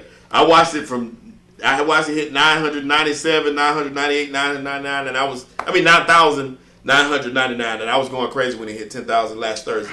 So y'all help us keep these numbers driving up so we can give you more content. Timothy Chesson said, will Uncle Drew be better than Space Jam New Legacy? I think it will be. The new trailer for Space Jam today looked corny as hell. I'm not watching that shit. I'll probably end up seeing it, but I don't. You wanna got watch 2 it. boys. They don't want to watch it? Yeah, you gonna watch it. Did they watch the first Space Jam? You have to. I don't think so. They probably didn't. So you gotta let them watch the first one. Yeah. Then watch the second one with them. Yeah. You gotta watch it just to watch it. Yeah. Come on, man. For real? It's for kids. Yes. Man. It's for kids. You got man. boys, It's bro. for kids. Yeah. Yeah, like just for the kids. I'm not watching. Listen, I'm not looking at Space Jam and looking for Academy Award winning performances. Right. This shit isn't fucking Shawshank Redemption. This is Space Jam. Like let's be real here. Yeah. It's for kids. You put it on. You take the kids. Have a good time. It is what it is. I'm not really. I'm with you. I just want to see. I want to see it and see what they try to do with it. Kind of like how I was watching Coming to America 2. I just want to see what they can do with the movie and see how they try to evolve it. I feel. Nah, go ahead. My bad. No, that was it. No, I was just gonna say. I feel like it's coming out too late. Like I feel like they should have made this like 10 years ago. It probably would have been better. Right. But yeah. Same thing. 2020. Like I said with Coming to America 2. Same concept. You let a lot of time pass by, so we'll see. Do little kids even watch Looney Tunes anymore? Like they don't even know who that is. They don't. Exactly. Because I got a 7, 5-year-old and a 4-year-old, and I can assure you they don't know who Bugs Bunny or Right. That's any of sad. these people are. Yeah. Which is crazy unto itself, but yeah. I'm gonna make my kids watch Looney Tunes. Really? I'm gonna make them. You gonna watch some of the shit I grew up on. I don't know. Looking at it through adult eyes now, Looney Tunes was on some shit back in the day, bro. Yeah. It was. Yeah. It was. Yeah, these kids now be looking at it like, what is this? Like, what? They will never allow Look that at shit on the TV Clippers. they gonna steal this game. The next super chat came from Presto T. What the word is, Presto T? Appreciate you as always. Oh hell. He said Reggie hell. Jackson is getting all the Schrader's money. What you saying? Schrader should have been in with the Clippers? Push off. Reggie Jackson is getting all the Schrader's money. Shooter.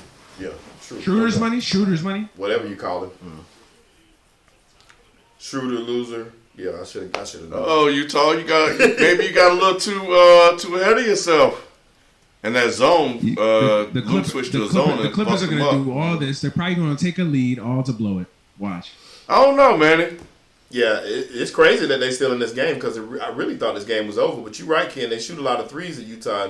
You live by the three and you die by the three. So They shot a lot. Well, they got too cocky and they started shooting three after three after three. Right. And the Clippers Just trying started to put them chipping away. Yeah. And they Instead of playing basketball, that's what happens sometimes. Did you see that? Yeah. The footwork on that. You can only do that if you practice it. You can't do that in the moment just because of natural talent. Look at Joe Ingles staying in front of PG. Yep, let him shoot. Let him that's shoot. the last one. He don't want to shoot that. The next super chat from Tigolo Kane. Tigolo, as always, what's happening? Giannis threes are like Josh Smith threes, momentum killers. Man, listen. shout Well, out to yeah, Josh I can't think of too many. I can't think of too many excruciating things to watch than watching Giannis shoot free throws. Let him shoot. Let him shoot. Shout out to Josh Smith, man. Josh Smith. Boy, Yeah, I would always wait for though. Josh Smith to turn the corner. Like I watch Keeping Up with the Kardashians before I watch fucking Giannis shoot. Ooh, good move. If he had made that shot. I'll take it though. The next super chat is from Aldrin J. Aldrin. What up, Aldrin? Nice defense. Lonzo would be the perfect point guard for Boston with Brown and Tatum. Yes. That's Yes, another yes, one. yes. Yeah, Lonzo, That's Brown, another and one. Tatum. That's a good one. Oh, they're Yeah. small, but see, they don't have a real big man. They can't even go down there like that. That would be a good one. There it is, though. Trying to see if I missed anything in between. Nope. It's a I good got a shot. question. I got a No, question for the y'all. shot's If not Dallas bad, trades but KP, Gobert what's can't the- get what's a the good- rebound over this what's the small good- They face guarded him. What'd you say, man? They didn't even box him out. They fade like, no, you not Yeah. getting to this paint. What'd you say, But why man? is he No, getting I- bad position like that? He's getting underneath I the asked- basket. Because Nah, I Gobert's said- IQ isn't good like that. What'd you say, Manny?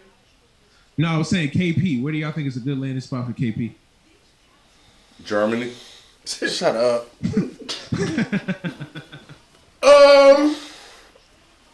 I don't know.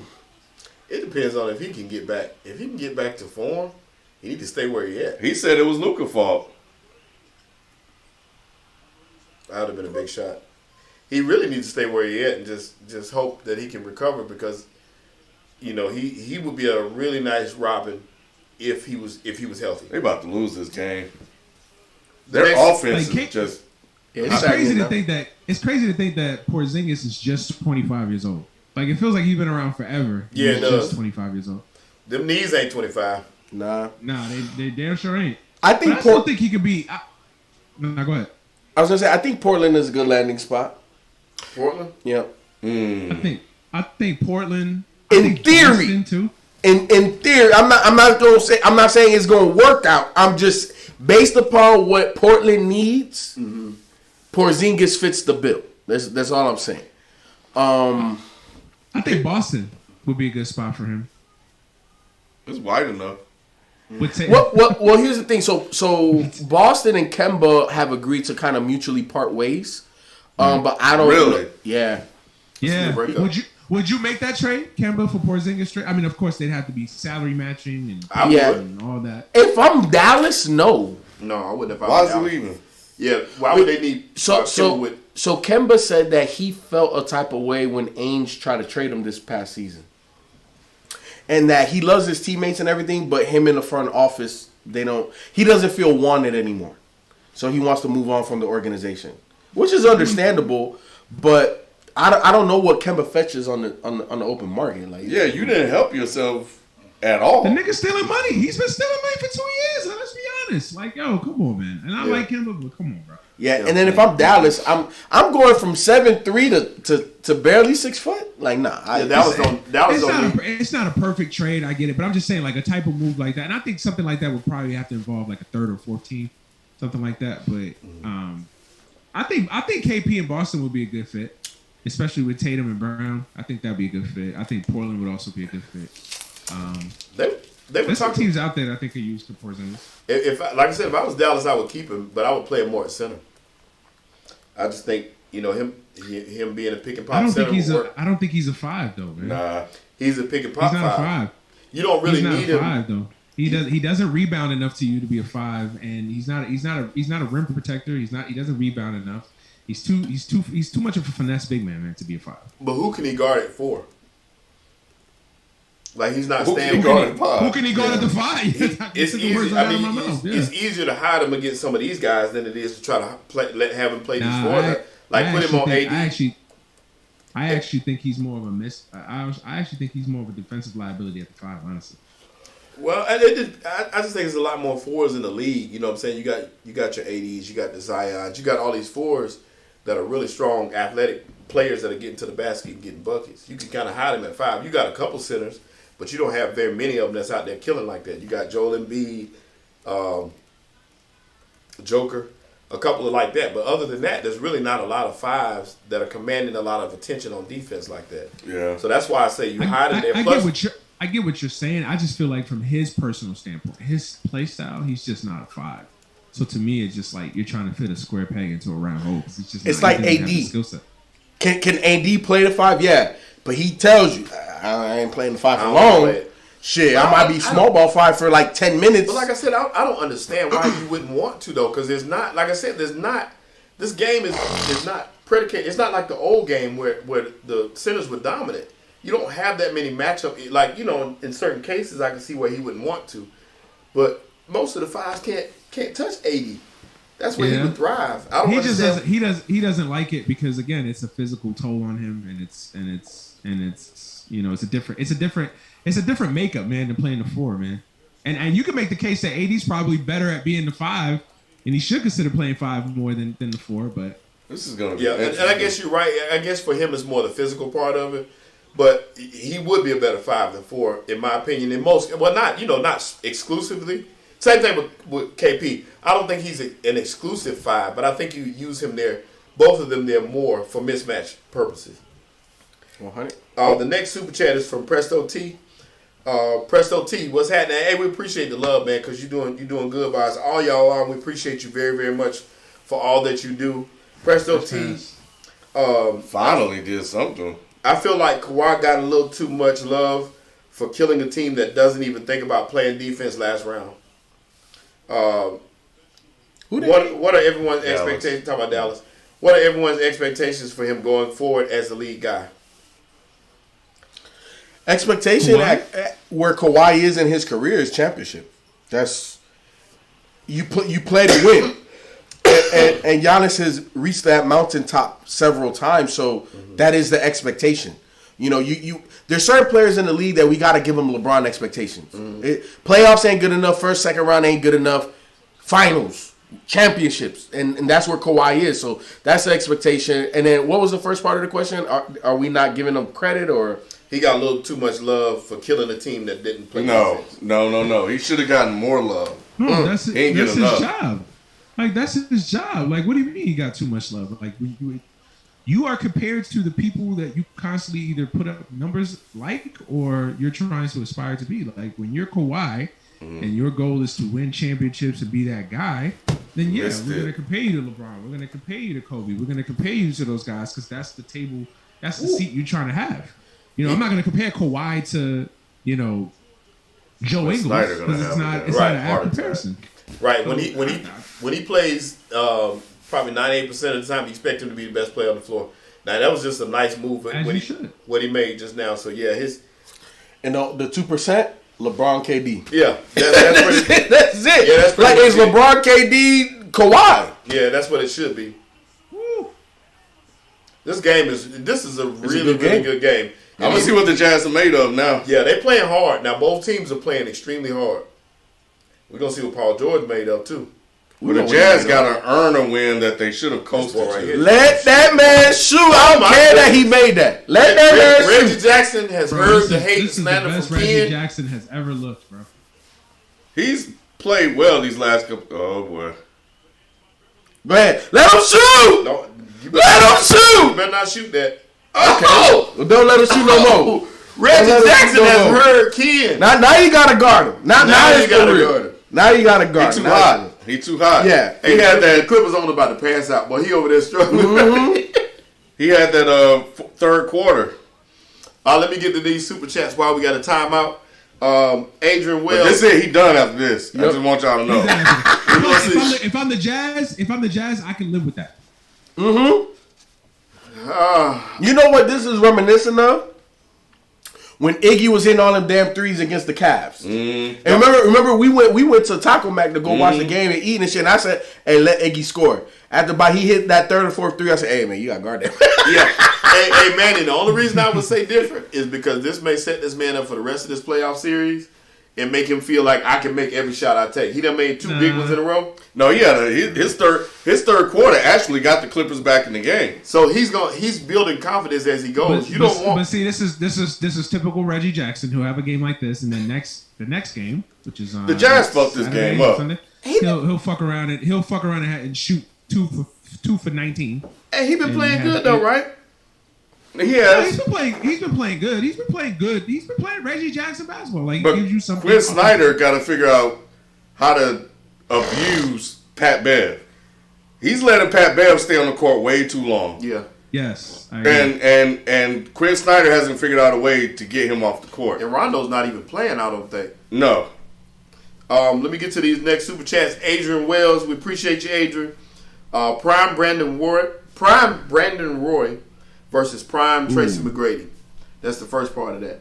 Give me Prime Tracy McGrady over just about anybody. I love Tracy McGrady. Brandon Roy was my dude, man. He was nice. My guy. He was better than nice. He was good. He was gonna try to take Kobe's mantle as the best two guard in the league at the time. And the thing that I can say about Brandon Roy, not saying that he was more so than Kobe, but Roy was clutch. Like He was clutch. Yeah. Mid-range. no moment was too big for him. Yes. Like Yes. and then you know how, and this is gonna sound crazy, but you know how we were just talking about combo guards and how I don't like them. Yeah. He's the only one I liked. Yeah. Because Roy was really a combo guard. He was really the two, but his game was a combo guard game. Like Yeah. he could set people up all game, or he could just take over and dominate scoring. Brandon Roy is one of those guys that's gonna get forgotten that shouldn't. Yeah, I agree. Absolutely. Everything that you said. And a lot of Donnie Mitchell's game reminds me a lot of Brandon He Roy. got some Brandon Roy in him.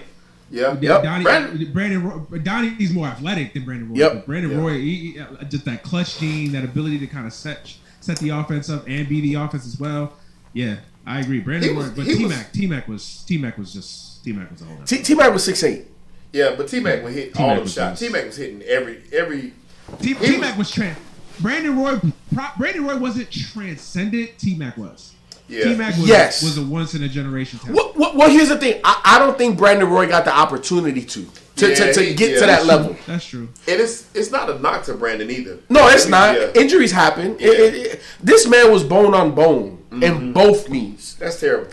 Yeah, man. I get It's it. terrible. But I think the difference with T-Mac was, in my opinion, T-Mac was more nuclear than Brandon Roy. And T-Mac just had the inherent physicality advantage. You know what I'm saying? T-Mac 6'8". Yeah. T-Mac was more unfair than Brandon Roy. He was. And what I remember most about T-Mac is he would hit a three in your face. He didn't care who was guarding him. I don't care how close you was guarding him. He would bust it right in your face like it wasn't nothing all the time. That was my favorite thing about him. Brandon Roy was a mid-range killer, in which he was, he was on his way, like you said, to being that guy. Mm-hmm. I was a T-Mac fan. I was a super fan of his. And I would argue T-Mac, even as great as he was and the numbers he put up, Hall Oh, of Fame career, shit. he still didn't even do half of the things. That was he could've automatic. done. God damn. Man, these motherfuckers, man, them bitches. Bogdanovich is nice, bro. Them bitches can shoot, man. Damn. If you got bitch on your name, Man, shit. Like, look at this. It wasn't no hesitation. He didn't even get the form. He let that bit go. All right, let me give y'all the next one. Prime D Rose versus Prime Penny Hardaway versus Prime Russell Penny. Westbrook. Oh man, that's tough. Nah, give me Yeah. D Rose. Yeah. That is tough. Rose. I'm from Chicago, so give me D Rose. Give me I'm- D Rose. Rose Give me D because of the Rose. athleticism. Yep. Rose Yeah. because of the athleticism. Although Yeah. Penny was different too, man. Damn, That's tough. Penny was different, but Penny had Shaq, and I am gonna penalize him for that. Who D Rose? D Rose had Carlos Boozer, Yeah. And the guy with the hair. Joe Kim. Joe Yeah. Kim, yeah. Now Russell That's Westbrook true. is on this list too. Y'all know that, right? Yeah, well, he don't. Nah, Nah, I don't care. Nah. I don't care about You that. can't even put him in that conversation. Nah. honestly. He's the I only one that averages triple double. True, but in my opinion, this No. is just my opinion. You know, people label Russell Westbrook the most athletic point guard. To me, it was D Rose when D Rose was healthy. That's Rose, number one. yeah. Number two, I always say it. I do not like Russell Westbrook's mentality in close game situations. The other two give me them. Like Russell Westbrook is not a pure point guard. The other two are. Yeah. As much as I fucks with Russ, and- nah, I'm good. Give me And, the other two. Westbrook has a lot of Giannis in him, and that his offensive game is not there. Where it's Yeah. like, and that's what happens with Westbrook. It's like Westbrook can dominate in February against the Kings on a back-to-back, but in a postseason series where the defense collapses on you and makes and tightens up, like he doesn't have that offensive game that you just worry about. D Rose had it. Penny Hey. Hardaway had it. And you know what? It's not even about the offensive or defensive game. To me, it doesn't come down to that. It comes down to the moxie and clutch moments. Both Penny and D Rose can handle that. They can absorb a double team and find an open guy. Russell Westbrook speeds up. You can speed Russell Westbrook up. Mm-hmm. We see Ricky Rubio do it. We done seen Dame Lillard do it. You can get inside of Russell Westbrook's head and dismantle the team from inside. Correct. With Penny and D Rose, those two are the ultimate. Like, bro, if you double TB, that's actually worse for you. You might as well just play me one-on-one and let me cook you, and just That's hope what I makes the miss. And that's what makes the Russell Westbrook thing so more egregious, because it's like obviously we talked about his offensive limitations, but if he had that clutch gene, if he had that ability to kind of like slow down, especially in close games, you could kind of give it a pass, but he doesn't. So that Right. makes it even worse. Yep. Right. He doesn't have levels. Paul George got bailed out on that play just now. Oh, Presto T, I get what you meant. Presto T came back and let me know what he meant about the Reggie Jackson Schroeder thing. Okay. Schroeder thing. Reggie Jackson is going to get all the money that Schroeder thinks he deserves if he keeps playing like this. That's what he meant. Oh, Reggie Jackson. I don't think so. Paid. Yeah, I don't think Reggie's getting paid. I think everybody does see what happened in Detroit. I'm not saying that this is fluky, but you can't rely on Reggie. Yeah. That's a They bad keep pass. trying to make that pass. That's the second time Kawhi's picked that pass off and went coast to coast. He ain't gonna make He'll that. make that. Nah. He's a first quarter. Why Oh, you hell passing- no. Why are you passing him, PG? Hell no. Paul George does not want And now it. they about to take him out the game. Paul George does not want it. That was not his But Quincy, Oh, oh, man. shot. That's a foul? but once Next. again, Yeah, Quinn, Lou, That's not a foul. Lou is definitely outcoached Quinn in this game. Cause he ain't figured out a way to how he hasn't got. That's not open. Leonard they keep trying to make It's that not. pass. Yeah, it's not open. I don't know why he's doing that. It's an impossible pass. I don't know. Maybe Quinn feels like Patrick Beverly will expose himself because of his lack of offense. So I mean, he will, but So the thing about that pass, and I've been there as a point guard or ball handler before, where you see it and you believe that you can get it there, but it's not technically there because and one. because what they're doing is they want you to pass it. Yes. They they give you they give it's a bait. It's bait. It's what Dion made a living doing. Yep. They're just baiting you. Yeah. You think it's open, but it's not really open. We want you to throw it there. They do that to Who's that LeBron a lady lot. they keep showing? I don't know. That's She must his be the mom. owner. Nah, Who? that's his mom. Who's mom? Gobert. Rudy. The white lady with the red lipstick? Yeah. Old white lady? Yeah, that's his mom. Oh, I didn't know Rudy Gobert was even mixed. Well, I he's do French. not like this Clippers small lineup. I just don't like It's it. got him back in the game. But I don't like it at this time because they going inside on him. But it's working, though. They haven't, that's the thing, they haven't been going inside. They just started doing that, but Gobert's not a threat offensively You know, inside. but you know what? I just thought of something. I feel like Giannis's ultimate peak would be in a situation where he could be a better Gobert. He'll hit that. Just play the needed to hit it. 5, be a defensive guy, a rebounder, rim protector. I feel like that would be a better situation for Giannis than what he's currently doing. Let me get to these super chats. We got Oblivion Radio. I see what he's doing, what Quinn's doing. Big guard lineup. That's why I fuck with Joe. That's money. That's why I fuck with Joe. Oblivion Radio. And he talking shit to him. That's why I fuck with Joe, man. And every one of them Maybe players. my favorite That's players in the NBA. that's O'Neal. Every one of them players out there on the court can shoot but Gobert, and he gonna play the defense. Defense. Good You defense. gotta score that. Hell touchdown. No, he not. Ooh, he almost blocked it. Hell no. He intimidated. Hey, he about to come out now. He about to come out now, man. Patrick Beverly going to expose himself. Yeah, you right. You right. That's two. Patrick Beverly going to do it for himself. Let's go, Joe. Get the steal. He got the it, steal. though. Hey, that's a bad matchup. If I'm Quinn Snyder, yeah, I like Joe Ingles handling the ball, but not against Pat Bev. Not But against him. he's been locking up D Mitch too. No, that's No, I know, but all I'm saying is don't let Joe shouldn't Ingles be in bring Joe up the Ingles' ball. hand right now. Exactly. Let somebody Oh, else yeah, bring it yeah, up. Don't let because Pat Bev's on you. He just earned him a couple of more possessions with Oh, that 100%. Oblivion Radio said, do you guys think if the Warriors won Game 6 with Clay not getting injured, do you think they would have won Game 7? yes. And I'm talking about the Very finals in possible. I go to my 2019. grave. Yeah, very Yes. good. I go to my grave to this day. If Clay does not get hurt in that game, the Warriors win that game, and the Warriors go on and win that series in 7. Yeah, Obviously, we'll never know. We'll And never KD know, stays. obviously. But Yeah. because if you remember when Clay got Come hurt, down, he was Kawhi. Come cooking. down, Kawhi. He was cooking them. he was. And didn't he try? It was on a dunk attempt. Then he got fouled. I Yeah, it think. was on a dunk attempt. It was Yeah. on a dunk attempt. That Oh, you does- just missed it, It's Fibo. 2-0 Utah. Oh, my guy? Yeah. Yeah. He hit a three? He said Yeah. the Raptors got lucky. Somebody wasn't paying attention. He said the Raptors got lucky, in my opinion. Screw Danny Green, of course. Danny Green ain't played since then. Hey, who said that? That was Oblivion Radio. The Leprechaun champ. I'm with you, Oblivion. I've been saying it for a while now. Woo, that's a good one, Adrian Wells. Adrian Wells got the best verses, boy. Prime Agent Zero versus Prime Baron Davis. Woo, that's a good one. Give me Agent Zero. Give me Baron BD. Davis. I'm thinking Baron Davis too. That's a good one though. I ain't gonna lie, boy. Hey, That is the reason why I say give me Agent Zero, that man scored 60 on Kobe. Okay. There's not how many Off night, man. outside of AI who does that. give me Hey. Baron Davis. He was just more. That's tough. It's tough. He was more consistent. Davis felt like Early on.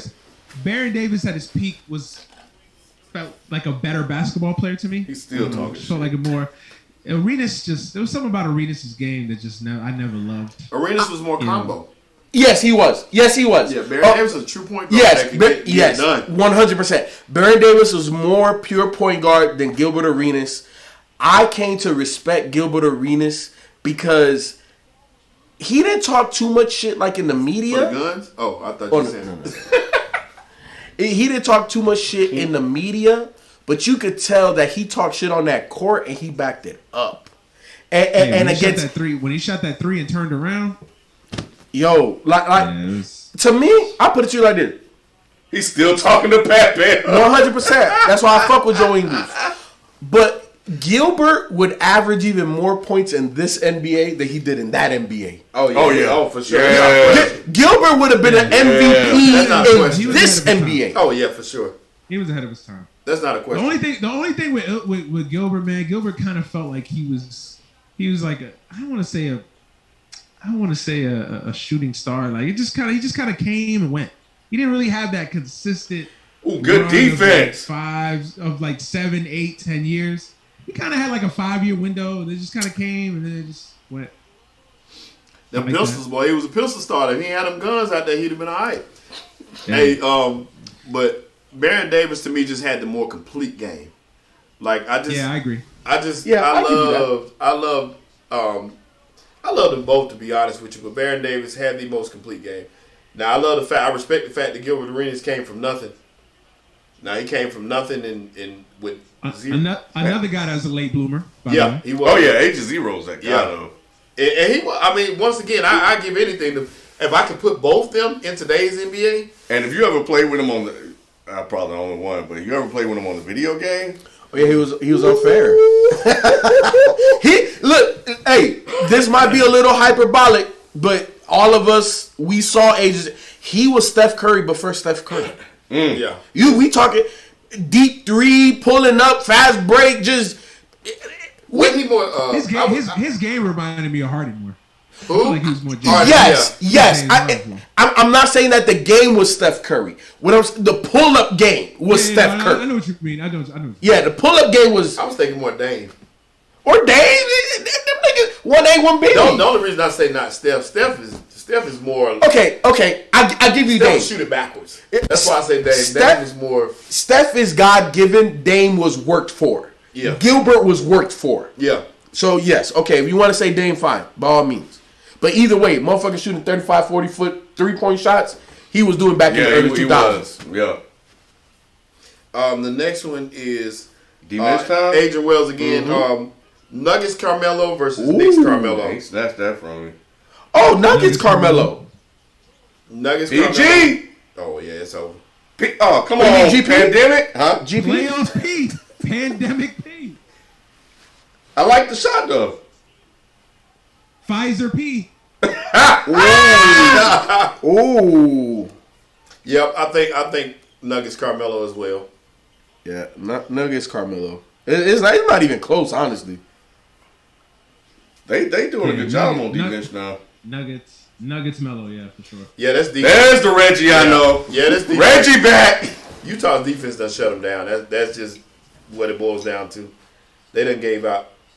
Joe Ingles, go ahead and close this game The out. Clippers done gave everything they had. And the Jazz just wear you out because all those guys can shoot threes, man. So just All the of them can switching and then just get it just In the wears you moment- out. Oh, white on white crime. Yep. Oh!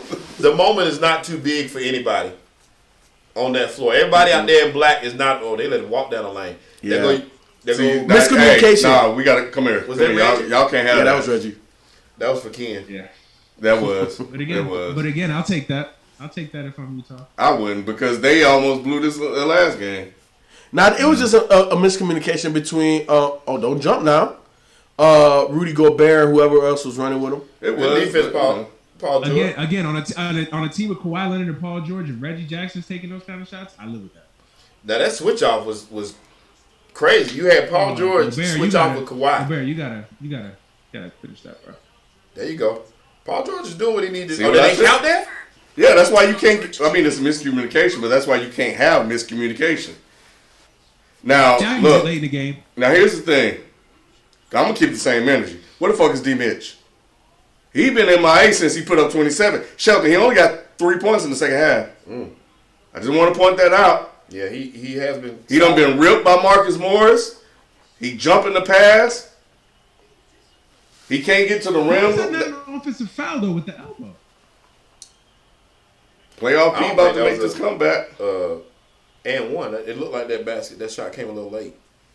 Gobert can't make a tip in. Maybe just grab the rebound and get another 24 seconds. A tip in and now a 3-point play. That's a 5-point swing right there. Yep, miscommunication and then this. But they gonna run out of time. Look like. Because really all the Clippers were doing, a lot of what the Clippers did in the second half was attack the basket. There he is. There you go. There he is. That'll do it. That's all they needed. That's all they needed. That'll do Game it. of runs. But he lucky his team bailed him out. But that's why you need a team in the playoffs. It's not There's just about you. Reggie. Hey, a great player can win you 2.5, 3 games in a 4-game series. Sometimes there's a game where you need the others to show up. Man. That's all good. You know what? What the hell they out there doing? They Yeah. trying to take him out? Yeah, he still had 36 points. What are Yeah. you out there doing, man? The Yeah. game over. And this is not football either, man. You don't want to win the series like that. Now the man, come on, man. Come on, man. Damn it. Somebody need to go see him. Come on, Donnie, get up. Walk it off. He all right. It probably They need bumped a knee. knees. Yeah. That shit hurt too. PG, what you doing? The game is over. I'm telling you, man. Pfizer P, bro. I wonder how serious some of these injuries be. Donovan don't look like the kind of guy that do fake injuries and shit. If he hurt, he hurt. You think Chris Paul's shoulder was hurt like bad? No. I don't either. I don't think but- Chris Paul's injury was as bad as that. It's, why it's would Chris you- Paul, I think it was. But why would exactly? Why would you go like 2 or 3 games with a fucked up shoulder and lose those, knowing they needed you? That's only 9 points in the second half. Trash. Get your shit together, D. Mitch. Still 38 for the game. Wouldn't have won without that 27 in that first. Facts. He did hit a clutch basket. I'm just saying though. Where your fourth quarter at? Well, they spent a lot of time doubling him and getting that ball out of his hands. And with the team that he has around him, they were getting the job done. Like I said, they're making the shots that they needed. Was that Reggie Jackson? No, PG. PG. GP. It's no It's pressure easy. though. It's easy to hit that, yeah. This game is over. Yeah, it wasn't for the win. Yeah. Now, if it was a 3-point game and he hit a shot, that Like he that? mad. He mad. yeah, he pissed. Game 145, game 237. See, I need to see Booker do something like that. Now this guy, for example, like I said, that's why I want to see them go against each other. Because D. I Mitch really got a hope he's team. not hurt, man. Yeah, he looking hot, like it. bro. Yeah. Yeah, he looking like it. Because something happened to him in the fourth quarter where when they blew that lead. When they blew that lead, Quinn Snyder. So D Wade. Yeah. When Quinn Snyder came back out of that timeout, he kept D. Mitch on the sideline and he was talking to him. Because D. Mitch was kicking shit and doing shit like that. Yeah. And then he put him back in the game. So I don't know. Maybe he took him out and subbed and said, we're going to sub you for defense. He got mad because he took him out. Nah, I think he probably was like, his mental wasn't there. And I think he just needed him to kind of get his composure because he was like, I just hope they don't. I hope they don't blow that shit up too. Like, oh, he's disrespecting his coach. Shut the fuck up. yeah, I don't think they will because D. Mitch ain't, like, he's not on the level of where scrutinizing him would boost your numbers. Mm-hmm. So he's not a home. Yeah, He's don't not a move the household needle. name superstar. Correct. Yeah. He don't move the needle. Nah. And the fact that they won kind of eases that. Now, they had lost this game. Yeah, then you can talk about it. Then more. you talk about that. He got to win a title. When he win a title, that's when Dwayne Wade blew up. He won that title. Yeah. He win a title, he'll blow up. Or at least get to a final. Now he got to win it. But he's been one of the most consistent people in the playoffs. He I has, said, but even- regular folks most still won't know Yeah. like that. Even because that series last year, I don't know of a better series than that one last year. I'll put it to you this way: if I can ask my wife, why would you give it to him? They just had to get it in bounds. It didn't matter. Well, why didn't he just pass it to the guy that was running towards him with the same jersey that was wide open, that could shoot free throws? That is true. Who was that? But if I ask my wife, do you know this basketball player? And she says yes, you're a household name. That's it. Yeah, that's yeah. it. Yeah, That's all it. is, That's the man. mark. Do you That's know all it Trae is. Young? That's- Yes, that's the light skinned kid with the hair, right? Yeah. Do you know Luka that's the Doncic? ratings, Oh, bro. that's the white boy. That's- Okay. What's that? That's where you get into ratings and stuff being Yup. transcendent. When it's like the housewife in Idaho know who the fuck you are, Mm-hmm. then yeah, you Now they may know Rudy Gobert for the wrong reasons. after that shit he pulled last year. Now these numbers in the chat are crazy now. Reggie Jackson had 29 points on 11 to 19 shooting. But see, so when I talk about games that you should win, this was the Reggie Jackson game. Yeah. And they didn't win the Reggie Jackson game. Yes. Because you're not going to get this from Reggie again. Nope. Right. That Bruce Rivers. Yep, the Rivers game. They That's won what the we Rivers call game. it out, yeah. The Austin that Rivers last game. game in the Nets, Bruce Brown, you got to win that game. Yeah. Now, the Nets don't have to win that game because, you know, Yeah, be all they right. got. It's going to be a gentleman's sweep. But for them, Yeah, they got to win. yeah, this was the game you needed to win. And they're doing this without Mike Conley too. Which Yep. is, That's what's crazy.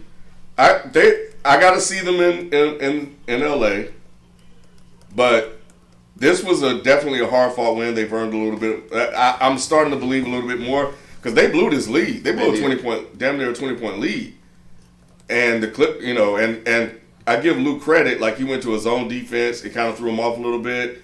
He made some roster adjustments, and he really in that second half started to coach, and he made Quinn Snyder have to coach in order to get this win. So, but the Jazz, as the number one seed, did what they needed to do, and they won a close game. Mm-hmm. Yep. And all of them What is the win, motherfuckers man? talk shit. They all do. I didn't know that. That's a Win is confident win, bunch. man. And you can't. That's why I'm saying I'm really in love with this playoffs because you got a full squad like Utah that's balling. You got a confident team in Phoenix that's balling, and you got the Hawks are confident and they got some shooters that's balling. You got the Brooklyn Nets who have superheroes. So it's a lot going on in this one playoffs, and it's gonna be some fun. And Denver, Denver get back home, and same thing with the Clippers. They get home, they may go back to being who they were going into these series. Yeah. So I mean, I'm really in love with this playoffs. I'm really excited about yeah. every And night. it's new. It's new teams. It's new people. You know what I mean? Right. So that's what makes it fresh about it too, man. Yeah, I just My want only to. question mark with Utah. Yeah, go ahead. I was gonna say my only question mark with Utah, man, is one of those games. You know it's gonna happen. One of those games, those threes are not gonna be falling. Do they have a plan B? Correct. That's my question mark with a lot of teams like Utah, man. Do they have a plan B? Do they have a game in them when they shoot as a team 20% from three? Do they have another way of beating them? Right. And I'll say this, man. It didn't seem like they did because when they had that big lead, they just kept going for those kill shots over and over again, and the Clippers started just chipping and chopping their way back into the game. And what the Clippers were doing, they weren't even shooting threes. They just kept attacking the basket. Yeah. Over and over and over again. Right. Right. And the Jazz don't have that outside of Donnie Mitchell and maybe Clarkson. They don't really have that. Oh, Gobert had 12 points and 20 rebounds. That's pretty good. It is, but he didn't really look effective out there, though. He did what they needed him to. Yeah. I mean, with those guys shooting like that, I guess if the shots weren't falling like that, then you let D. Mitch go to his drive game. You always got Clarkson that can get to the bucket. He made some big defensive plays, but Yeah, he's a presence, man. With guys like Gobert, man, you just got to be a presence. and I'll give you that because the Clippers, I think when they started attacking the basket, he wasn't in there, or when they attacked the basket, they pulled him out pulled onto him the away. three. Yeah, They so pulled him out. They pulled him out. yeah, but I got to give it to you. When he was in the paint, Kawhi would drive in there, and then he would drop right back he's a out. presence, man. If I'm driving to the cup and it's like I gotta hesitate or think about it, you doing your job right there. That's exactly what Pat Bev did in that That's the possession. truth. Damn, lane. look at That's that. the true 11 rim team to protector. trailing 2-0 in a consecutive series, and none of advanced past the second round. That's crazy. That's commonplace for the Clippers. I'm gonna go out on a limb and say it. The Clippers will not be coming back from 2-0 in this series. Nah, too much talent. How I'd many give 'em a games? shot. How many games? I give them a shot too. How many games you think they're gonna win feeling like that? Talent alone, it's been 2 close games. Mm-hmm. I'd say Jazz in 6. I could see that. If it goes 7, I give the edge to the Clippers. No, I don't think it goes 7. I think it goes. I think it goes 6. I think the Clippers will play better at home. They might get.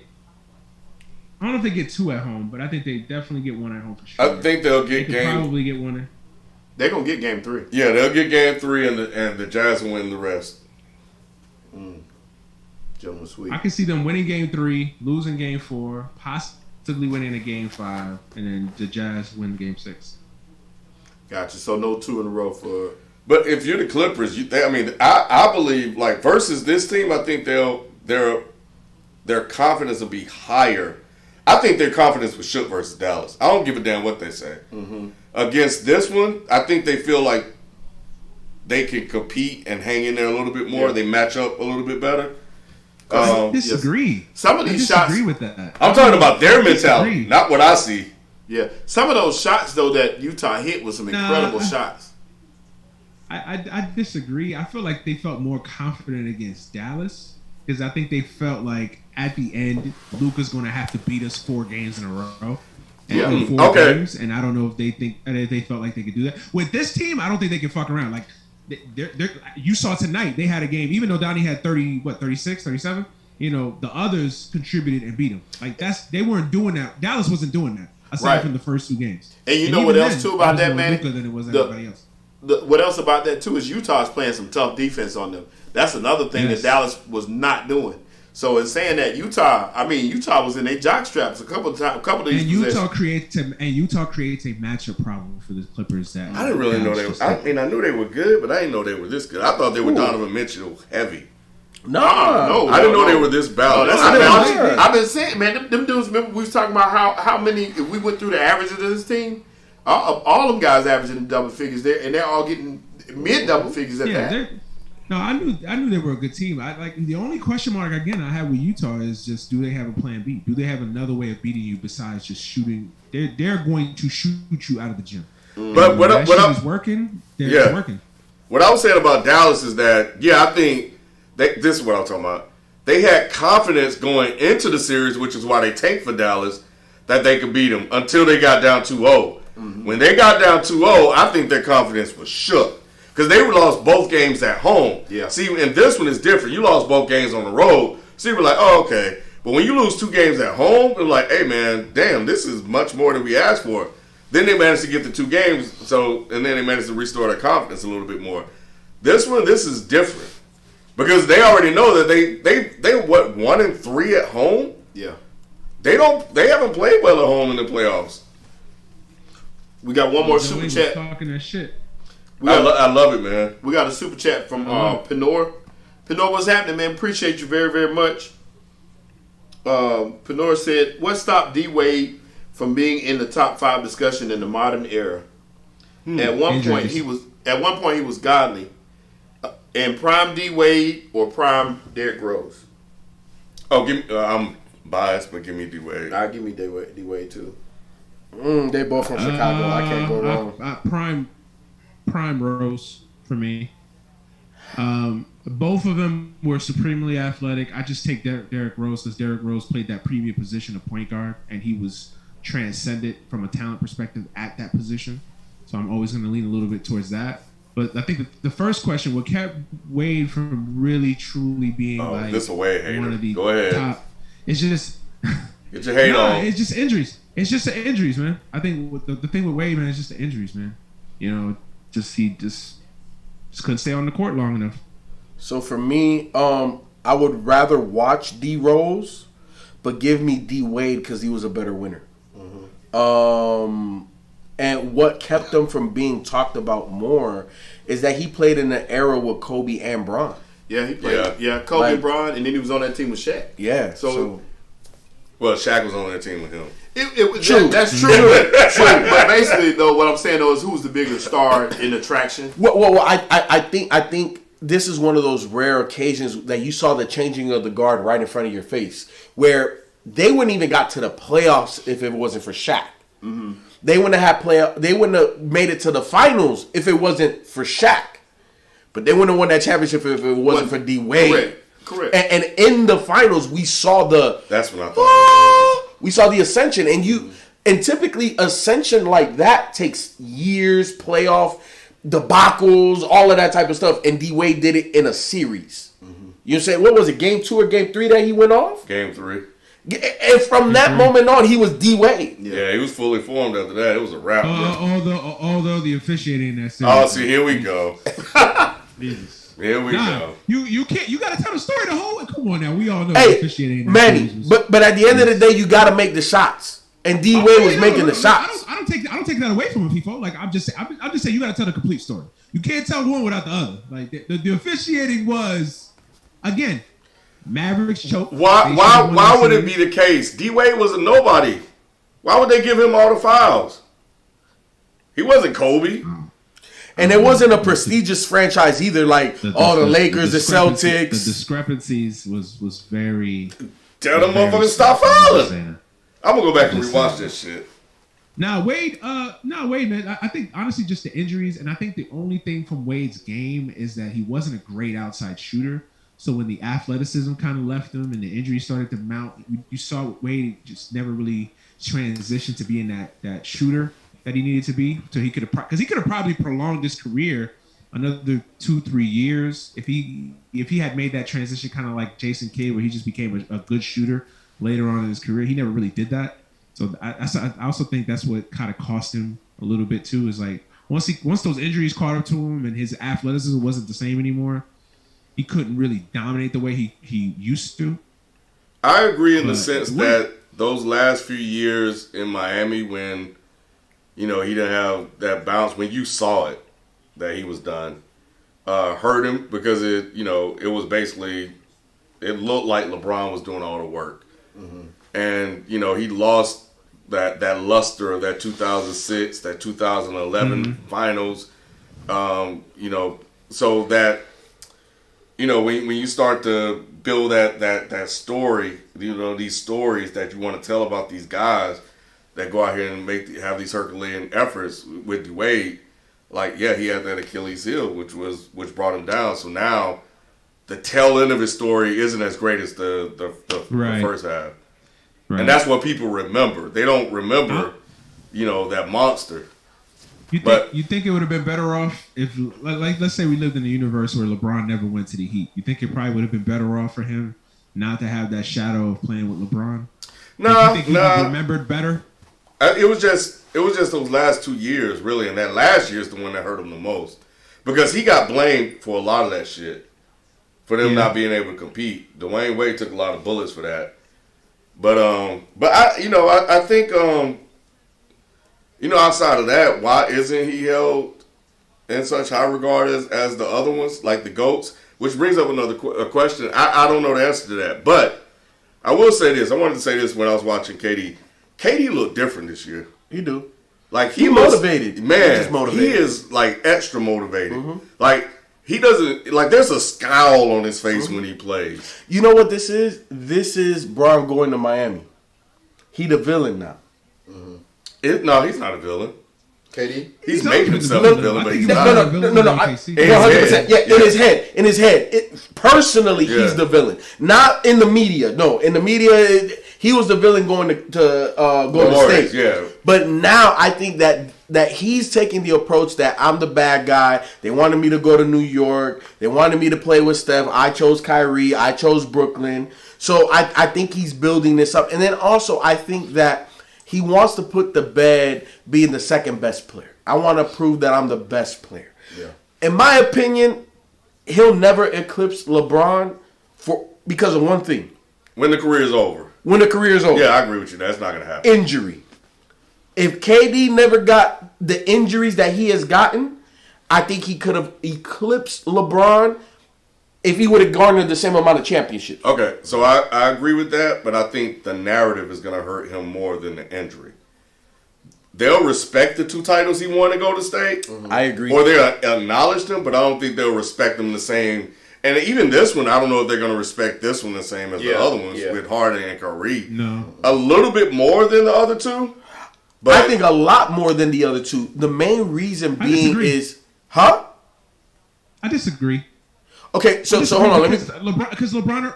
Go ahead, finish. Let me make my point. Because Golden State won one without him. Mm-hmm. Kyrie won one without him, but he still plays second fiddle. James Harden hasn't got past the Western Conference Finals. And Kyrie, when he's the leader of the team, we see what happens. So the catalyst as to them winning a championship is 100% KD. And I think that narrative, if it's painted that way, will help him instead of hurt him. But see, I think even more so than that, though, FIFA, they're going to paint it like you just stacked the deck. Yep. So that's the truth of the matter. What you said is actually the truth. But the way they're going to paint it is like this Brooklyn team, like they've been saying, they should not lose. You're right. You know what I'm saying? They gave them the championship when they formed the team. Especially when they brought James Harden in. And it goes to that point we were talking about earlier about drafting versus bought. You know, there's just always a weird feeling when you buy it, and it's just like it wasn't like he started with Brooklyn and he toiled in Brooklyn and then he finally won. It was like nigga, you went to Brooklyn and you got your boy to come with you. Like right. It's kind of it just feels different aesthetically. But I asked my boys this. I was like, do you think? Well, obviously we don't know what's going to happen this year, but do you think, still knowing what we know now at least, you think KD was still better off staying in Golden State, or do you think he made the right decision? He made the right He made decision. the right He did. choice. Yeah. Yeah. He got out in time. I like this KD better than the Warriors KD. This KD has to do more. Yeah. I didn't like that Warriors KD. It's too easy. Yeah, you freeload. It was too. Look, KD's skill set dictates that he could play anywhere with anybody. It don't matter, right? Like I think he's one of the few people that he compliments everybody and everybody compliments him, right? One of the few players to ever be like that. But with that being said, in Golden State, we didn't get the full mantra of what KD can be. Now, KD was super efficient. It was easy. But in Brooklyn, they need him more. They need him to be down. They need him to score 25, 28, 30 points on 10 shots. Right. Like, they need that. And with Golden State, even though he did it, if he scored 10 points in a game, they still could have won 73 games. Yeah, it was different. I got another question, and then we'll close it out. KD told Jason Williams or Jay Will that if he wins a title with Brooklyn, you saw that? No, I thought it was something else. Okay, well you can hold on. with that. Wait, hold on. Okay. Let me go first because yours is definitely a better closer. But Jay Will was talking about a story where a couple years ago he was comparing Giannis and KD, and he saw That's where it started. Yep. And he said that there was at some function or whatever, and KD was there. And KD said, "Hey, bro, don't you ever fucking compare me to that guy right there." And he was serious. And he was like, no, I was trying to explain. And he said KD was heated. He like, don't put me on the... He's like, that dude ain't shit. And Jay Will, ever since that point, kind of just, okay, well, that's how you feel. And he was saying that like, you could tell that KD has animosity. But he told that story, and KD adamantly denied it and went after Jay Will. So Wait, what? I saw that headline. That's his boy. I saw that headline. He denied all that. He said He's gonna deny it, but I'm talking about the went at Jay Will part. Oh yeah, he went at him and said no. That I don't think that's his boy like that. But yeah, they best friends. No, KD and Jason Williams. Jason Williams from Duke. Yeah, they're homies, man. They're tight. They're tight. Steven Jackson was saying like, nah, that man ain't said nothing. He ain't even talk. He said we don't even talk to Jason Williams. That's what Steven Jackson said about Jay Will. He said KD ain't talking to Jason Williams. Jason Williams don't come to nothing. He ain't told him nothing. And KD said the media these guys in the media are trying to keep jobs that they don't even love you. They'll drop you tomorrow. He said, don't put my name in. I ain't say none of that stuff. Don't put my name. So first of all, I'm not going to believe KD. Exactly. I believe everybody else except KD. Yeah. They all said it was a lie though. Everybody was saying he was lying. Jay Will out here fronting like that because he says it all the time that they're like friends. Yeah, they're homies. From what I saw, y'all can correct me in the chat if you can. But what I saw was KD, and I can't find. I have to look up the tweet, but look up the tweet from KD about Jason Williams. It wasn't good. I remember that, Shelton. I remember that. You saw it. I don't remember the details that surrounded it, but I remember him like trying to sun Jason Williams like, yo, you ain't shit. Blah blah blah. Don't put my name in your mouth. That sort of thing. Wow, I have to look into this. But anyway, I believe it's true. They probably were cool before that. Yeah. They said I don't know what their relationship is. KD said it was fake news. Darryl Brown said that KD's friend pretty much confirmed it. What Jay Will said, that he definitely said the stuff. KD would say some shit like And that. I exactly. Yeah, That's I believe that. He's trying to demolish Giannis in these finals. Exactly. Now, and they were trying to say, was Jay Will wrong for saying that? No, I don't think so. Because you know what? Because there was nothing egregious. There was nothing about demoralizing or fucking up somebody's character. Wasn't in private either. People said they were at a function or And something. they were Yeah. at like a Christmas party. or So something. that's a public, and that's And kind of public. I would expect KD to have that answer, just like I would expect 100%. Giannis to somebody Yep. expect. If I ask Giannis like, "Yo, I compare you to KD," I want Giannis to say, "Man, don't ever compare me to that fucking tall ass." Like I would want you to say the same thing. Like people, that's just people searching for controversy, man. Chill Vibes 24 with the super chat again. He said KD commented under an Instagram post saying that's a lie. Jay don't speak for me. Okay, that's probably true, but anyway, so the last thing, Jay Will also said this, that KD said that if he wins the title with Brooklyn, he will officially be in the GOAT conversation. I saw that conversation that he had. I think you got to start thinking about KD in that conversation. Because look, you win a championship with two different squads, and you're the best player on both squads.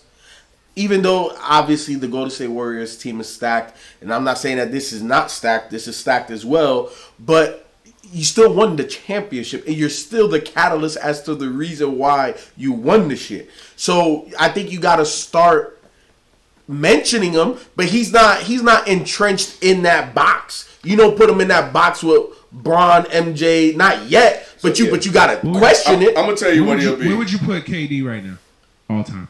And, remember that question. I'm gonna tell you what he's gonna be. KD will be the what about nigga. You talking about everybody else, and they'll be like, what about KD? Yeah. That's the type. That's how he's gonna be in that GOAT conversation. Yeah. Now, Manny, your question about where would we put him?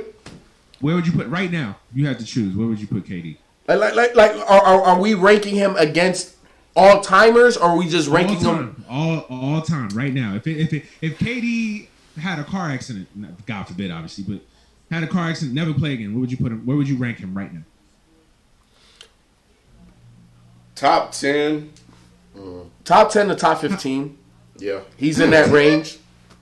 So that's why Or top 15. Yeah, if he's top 15, how can he be in the GOAT conversation? He won't be. Right now. Like right now. But we're talking about if he wins another chip. Even if he won this, He I guess won't be. the only reason he wouldn't be for me, won't like be. I said, is But that's 3. He's trying to all manufacture three it, of but it's those like wasn't he expected to win the championship? Yes. Because top. But he top did it, 10, though. 'cause because if I'm looking at top 10, right, you got Mike, you got the 3 centers, Wilt, Kareem, Bill, and I'm no particular order. Larry, Magic, that's 6. Bron. Bron, Akeem. Kobe, Shaq, Akeem. Duncan, Akeem. Now we're at 11. Yeah. Yeah. Shit, Oscar Oscar, Dr. J. Dr. J, Jerry West. I don't know about Jerry. Nah, not Jerry West. Bro, you I don't know about Dr. J. No, not Jerry West. You We're not doing no. got to put Jerry West on there, bro. Nah, Lakers fan talking. You- Yeah, you- I don't know about Dr. J. Wait, hold on. We won't get to the Dr. J thing. But Jerry West got, what was it, 9 finals appearances? He's 1-9. Yeah, I don't know about that. He was running up against 10 Hall of Famers back then. Like, come on, man. That's not fair. I won't hold that against him, Manny, but I just think that there are other guys that are better than him. But we could debate Jerry West, but I think Jerry West has to be in the consideration. Top 15 for sure. He's a what So about that's nigga. 12 with Jerry West 12. Then he snuck him in there anyway. KD. Okay, so let's put KD there. Who else are we leaving out? You put Malone in top 15. You put Barkley in the top 15. Nah. You put in. I just think he's better than them. That's all. Yeah, he's better than them. Yeah. And his numbers are going to be better than them. And he has the MVPs. He's going to have the finals MVPs. He has the championship. Like, I just don't know. It's the like way I said, he went about him, bro. I I think that's feel gonna you. hurt him. but at the end of the day, it was something that Shelton just said. Well, didn't he go into it expecting to win? Yeah, but he won them. But Like, how you win titles I matters. think in the moment it hurts him. But I think after his career's over, like 5, It don't 6, hurt 7 him as years much. after I his think it career's will. over, I don't think it's gonna hurt. I don't Not think as much. Because I don't think people think about that with LeBron. I think what holds, I think people's minds would hold LeBron back, not as not the championships and how we won them. I think it's just people like that clutch gene and like that. Which is all that's manufactured by the media, by the way. Okay, but I don't think people think about like, oh, I'm not going to put him in the GOAT discussion because he won 2 championships with Miami. Like, I don't see too many people bringing that up anymore. It's not what puts him in there is actually going to the finals. Yeah, because the getting amount of swept. times he went. Yeah, exactly. Like, yeah, exactly. The volume, Yeah. 4 and 6 or whatever, Yeah. and then so the Miami ones I would give you, but when he won that one in Cleveland in the fashion that he won it, Yeah. versus that team, like it's like okay, yeah, you're in, and then he went to LA. A lot of the Yeah, and then he went to LA and won that one, and that was just like icing on the cake. Yeah, that's why he's in that conversation for me. And the fact that those teams, KD's not going to have that. So Yeah, that's, he that's, doesn't. That's what I think is going to hurt. he Right. wherever LeBron lands is always a destination. Like when he loses in any of the playoffs, and no matter where, if finals or not, that's the news. You know what I'm saying? KD. Mm-hmm. He said he changed his number and people talked about it. Yeah. This motherfucker put up a Gladiator Instagram post and people talked about it. He's a lightning rod, man. Yeah, everybody LeBron could tweet out his favorite flavor of ice cream, and you have 30,000 comments. Oh, you're an idiot. Yep. And also, man, to be the GOAT for me, you have to affect the game in so many different ways, and LeBron makes the people around him so much better. Not to say that KD does not do that, just not to the level of LeBron. Yeah, KD can do it himself. Now he'll take over a game and kill you, but he's not going to make. Now he's going to make a difference in this player. That's what LeBron and Jordan do. Now, if we would have got that title with OKC, I was just about to say that'd have been a different story. We talking now. That'd have been a different conversation. Because now we're talking about a drafted championship. Yep. Yeah. That's a different type of championship. Yep. And that's getting it out of the dirt. Yep. So that's what I would agree. We had this conversation before where we talked about like I feel that KD has underachieved in his career.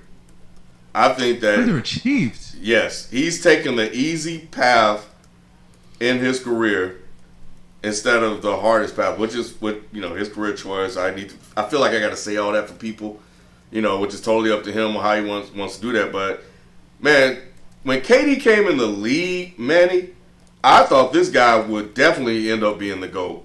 I was a fan of KD coming out of Texas. Like I was torn Texas, when KD and LeBron played in the finals. And in Texas, he was just like that was tough. Like I wanted LeBron, and obviously I'm always going to pull for Wade, so I was pulling for the Heat because of Wade. And I always felt, I said, KD is so good. I said, KD's going to get one eventually. I said, so he'll have to eat this one, and then he'll come back, especially with that team. I didn't know they were going to blow it up. I didn't know he would get them like this. KD has the talent, transcendent talent. He should be on the level of LeBron. Talent-wise, he is. His scoring ability. But do you think that OKC situation, which I think it is, it blew up because of mismanagement and Russell Westbrook? I think I think in hindsight they should have kept Harden over Westbrook. I think they should have kept them all. Yep, they should have kept them all. I don't think it should have been a decision on one or the other. You weren't gonna be able to keep all three. All four of them. Remember? Or get rid of Ibaka. Yeah, exactly. They made the choice of Ibaka over James Harden. I would have kept the big three and let Ibaka walk. Yeah, Russell wasn't part of that. It was Ibaka. Yep. They paid Ibaka and let James walk. So I think the thing with Russ and KD, I think that's also manufactured a little bit by the media. Not that there's some level of truth to it, but I think it's very, very much overblown. But yeah, I wish that he had stayed in OKC and won a title, because I think they eventually would have gotten there, man. I really do. Eventually. If they would have held on to that 3-1 lead, because KD fucked up a lot in that. People forget. People blame Westbrook for that. No one brings that up, yeah. Yeah, nobody brings up KD fucking that shit up. If they would have won that, I think that could have been the year they could have won a title. I think they could have won the Yeah. title that year. I guess the best way to sum it up is KD can make a really good team great, and LeBron can take an average team and take them further. So that's why that's really the difference is how you can move the needle. And I think that KD pushes you over the edge, but his needle ain't going from. He's not going. LeBron will take a team that's a 5 and make it a 9 overnight. But that's why this discussion. I know we'll close, but like that's why this discussion is so subjective, man. Because it's just about your perception, man. Because it's like honestly, I think skill wise, I think I take KD every day. Oh, man, offensively, yeah. Yeah, offensively, he's the guy. Offensively, but it's the that's why intangibles. It's subjective. To a degree, it is, Manny, but to a lot of it's more fact than anything because we've seen LeBron do more with less over the course of their careers. LeBron has done more. So then when we analyze that and try to quantify that, well, what is LeBron's skill set? LeBron has more intangibles than KD does, but KD has way more skill than what LeBron has. You know, so again, this is when you're comparing and trying to figure out why. The why is what drives all of these conversations. Why is KD KD? And He's 7 foot shooting guard. Yeah. And what makes Mike the GOAT is that he had all the skills that KD has, plus the intangibles that LeBron has, into one player, and you get And the killer instinct and heart of Kobe. So he had it all, like a little bit of everything. And fucking Phil Jackson. Yeah. Yeah. And the Zen. Oh yeah. So of course that helps. Yeah. Of course that helps. back to KD, you actually calling KD like the Floyd Mayweather of basketball. Just take the easy route. Just kind of. Yeah. KD is the Floyd Mayweather. I feel like a lot of KD's careers also is hurt because he's been overshadowed by that spectrum of LeBron. I feel like if KD would have played actor LeBron, Yeah. or came in before LeBron, I think it would have been different. But he's been overshadowed by LeBron. So I think you're right, but there was one point it was LeBron and KD. Like when KD won that MVP, and KD started getting scoring titles, and KD started getting to the Western Conference Finals and stuff like that. Yes, he caught Bron. There was a conversation. Yes, but he was never able to eclipse Bron Because LeBron heard all the talking and he elevated. And he elevated his game and came back. And I'll put it to you like this. Yeah, he was right. He was about to overtake him, man. And that was a conversation taking place everywhere. The reason why I could, at least up until right now, I can't put KD over Bron. Bron went to the finals for a decade. That's it. That's enough said. That's enough said right there. That's crazy. Yep. Because what happens is That's that fucking crazy. the greatest When you player say that out loud, is that's crazy as fucking crazy. shit. It's crazy as shit. But see, what happens is that eras are defined by the best player of that era. And that's the new standard. The standard in Jordan's era was make it to the finals and don't lose. That's it.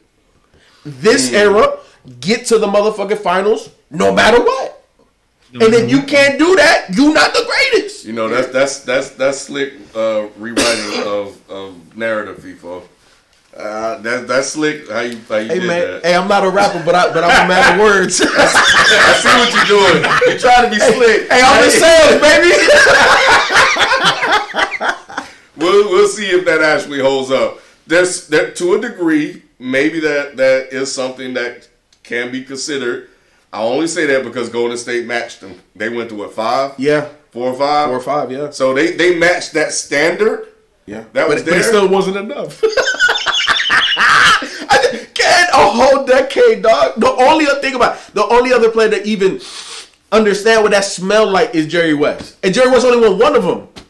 Bron has multiple. How many Bron got now? 4? Yeah, 4. 4 out of 9. God, damn, bro, that's Damn. almost 50%, bro. Yeah, one thing he can be happy for about losing in the first round is he don't have another finals loss on his record. 100%. 100%. Anyway, And then wait, hold on. I know you about to close. Right. I heard the breath, and I heard you. I know. Okay, we've been doing this for a minute, but the fact that LeBron, I forgot what I was about to say. Go ahead and close that shit out. Go ahead and close it out. I forgot what I was about but to if you say. think about it, we just let me know. Shit, who playing Tuesday? Oh, let me see. I know we'll be back Tuesday. I think Nick will be back. We might be reaching if necessary territory. Oh, I love it. If necessary games. I love if necessary games. Let's see here. Y'all think Milwaukee gonna get another game? No. I'm looking. I think they will. I think Milwaukee's gonna get at least one more. I think they will, man. I think the way they won this game tonight, I feel like I don't know. I'm not ready to say Milwaukee's gonna come back, but I feel like this is the type of game Milwaukee needed to win. All right, so we got Osmosis Jones. I agree with you. What if KD was on that 08 Cavs team? Do you think? Hell no. Right. So that's why LeBron. Exactly. That's it. KD is what we talked about Steph being, one of the greatest scorers. But you don't mention, he's not one of the greatest shot blockers, rebounders, passers, defenders. You don't mention. But he can be all those things. He got the ability to do all of that. Could be. But he doesn't display it. Look, I think that's one of the most underrated things about LeBron, right? Where we mention and we talk about it, we say the intangibles, but let's quantify and contextualize what that means. Think about the block he had against Golden State. Not only did he chase down Iguodala, the man put two hands up. No matter you try to reverse this thing, let's think about all of the great moments. Like Manny, you alluded to it earlier. What tandem has had a better 3-4 game stretch than LeBron and Kyrie? The way that they came out. Maybe Shaq and Kobe. Maybe. When Shaq and Kobe were. Not maybe. Definitely Shaq and Kobe. Some of those series, some of those numbers Shaq and Kobe. But to me, Shaq and Kobe is the best duo. 100%. That was the best balance. Like that's how a duo is supposed to operate, right?